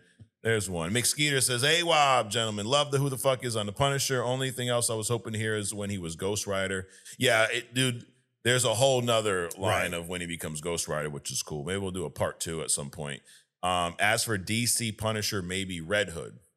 I think that checks out, right? Like we were trying to figure who's the fucking DC equivalent, but yeah, he's right in front of our face, dude. Right. It's Red Hood. That does make perfect sense.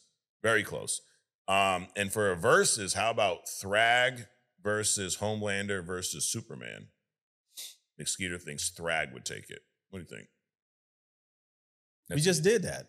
And I said Superman. No, we did Omni-Man, Homelander, Superman. So now you're switching out Omni-Man for Thrag. You still say Superman?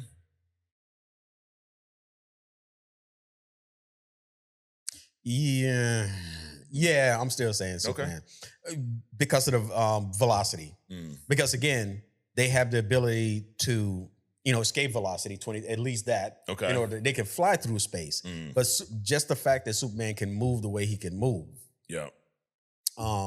Is a tremendous advantage. Also, Thrag is he's flight, he's strength and durability. Superman is all those things, plus the breath, plus the fucking laser beam thing, He's just got too much in his fucking physical utility belt. Correct. Yeah. And then he says that the Punisher one-off was good. It felt like a John Wick movie short, but I'm intrigued on where are they going to go how are they going to put this into Spider-Man, or are we just going to get a Punisher season? No, I think it's just going to lead right into Spider-Man, but he's the protector of that area, and somehow, it's New York, bro. Spider-Man's swinging around, and he's protecting. He's actually killing someone. Spidey, what the fuck you doing? He shoots some web at him. Oh my god, get your fucking skeeting webs off of me. But in what is it? Thrag, Superman, and who? And Homelander. Homelander don't even show up, dude. Like, come on. Maple Grove says, hey lads, Daredevil finale was great for me. Kingpin mauling people was crazy. Daredevil was definitely going to be in the Spider-Man movie. Also, One Last Kill was mad to me. So he's kind of on ours, yeah. I love the Punisher. So was good to see him again, but it felt rushed for sure. I think the story they were going with was, what does he do now? He's done getting revenge. Yeah, absolutely. I get that. But also felt kind of like, what's the point? And he says, maybe it's just me. No, it's not just you, because I felt the same way when I was like, I enjoyed it. It was good, but really? That's it? Well, he does need to get one more revenge. Yeah. And that's probably that's a special presentation. Yes. Punishing one more revenge and take out that bitch. Yep. Dark Side Raider says, let's fucking go. A day late, but Tuesday at work. Is great listening to you guys. We appreciate that. Roman Williams, AWOB, my boys. I missed last week's comments because they fucked my life. Yeah, it happens. But I appreciate you putting my video up. It was great seeing the faces behind the names, even though I see most of them on the live. But here's to another 3 years and beyond. In any universe, Only Comics will still be the #1 podcast. Yes, it fucking will be. I got too excited. Hit the button too many times. The Captain Canada, AWOB. I love the theory of Steve causing incursions. We shall see in December. I like that too. Punisher is such a badass. Thanks for that deep dive, Mike. Jon Bernthal was born to play Frank motherfucking Castle. I agree. Been behind on the road to Doomsday these last 2 films, but have a great memory and remember everything MCU. I will catch up, though. Doctor Strange is very good, maybe underrated for sure. Daredevil Season 2 finale was absolute cinema. Cinema, he says. Can't wait for Season 3. Hopefully we see Matt in Brand New Day. We better see that bitch-ass motherfucker in Brand New Day with his non-killing crybaby fucking ass. Anyways, OG Dirte says, what's up, Mike and Adrian? Just finished watching The Punisher, and it was the best version of Punisher I've seen. 10 out of 10. That was a banger. Oh, my God. You're glazing, bro. You're glazing hard, dude. Yeah. No diddy. You mean to tell me we can't get a Blade movie? What the fuck, Marvel? Yeah, right? The fuck? There we go. I highly suggest watching The Punisher One Last Kill. Spoiler alert, he's not done. AWOB. Yeah, I do suggest watching it. Just don't OG 10 out of 10, you're glazing, bro. You're glazing. But you know what? You have the right to glaze whatever the fuck you want to glaze, okay? Just don't tell me I can't not glaze it. Sons of Sekhmet with these extra scenes in Endgame already added to a 3-hour movie. I don't need a popcorn bucket. I need one of those hospital urinals. Wow. For real, bro. I'm reading it for 9 hours and shit. Like, I'm trying to stay awake and watch this shit. And then Little Malcolm X. Wait, is that the last good one? Oh, no. Lee Xiang says, AWOB, gentlemen, sorry to be so quiet, but this adulting shit keeps me from doing. You could just say it fucking sucks.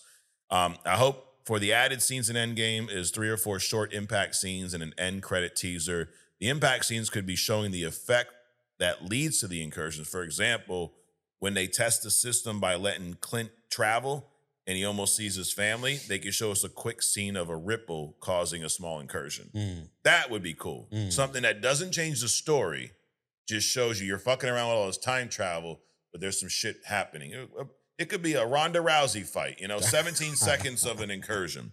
After a few of those, the end credit scene of Doom in his castle, just slowly turning to look up at the sky as he becomes aware of it. Much love to you, your families, and our family of interns.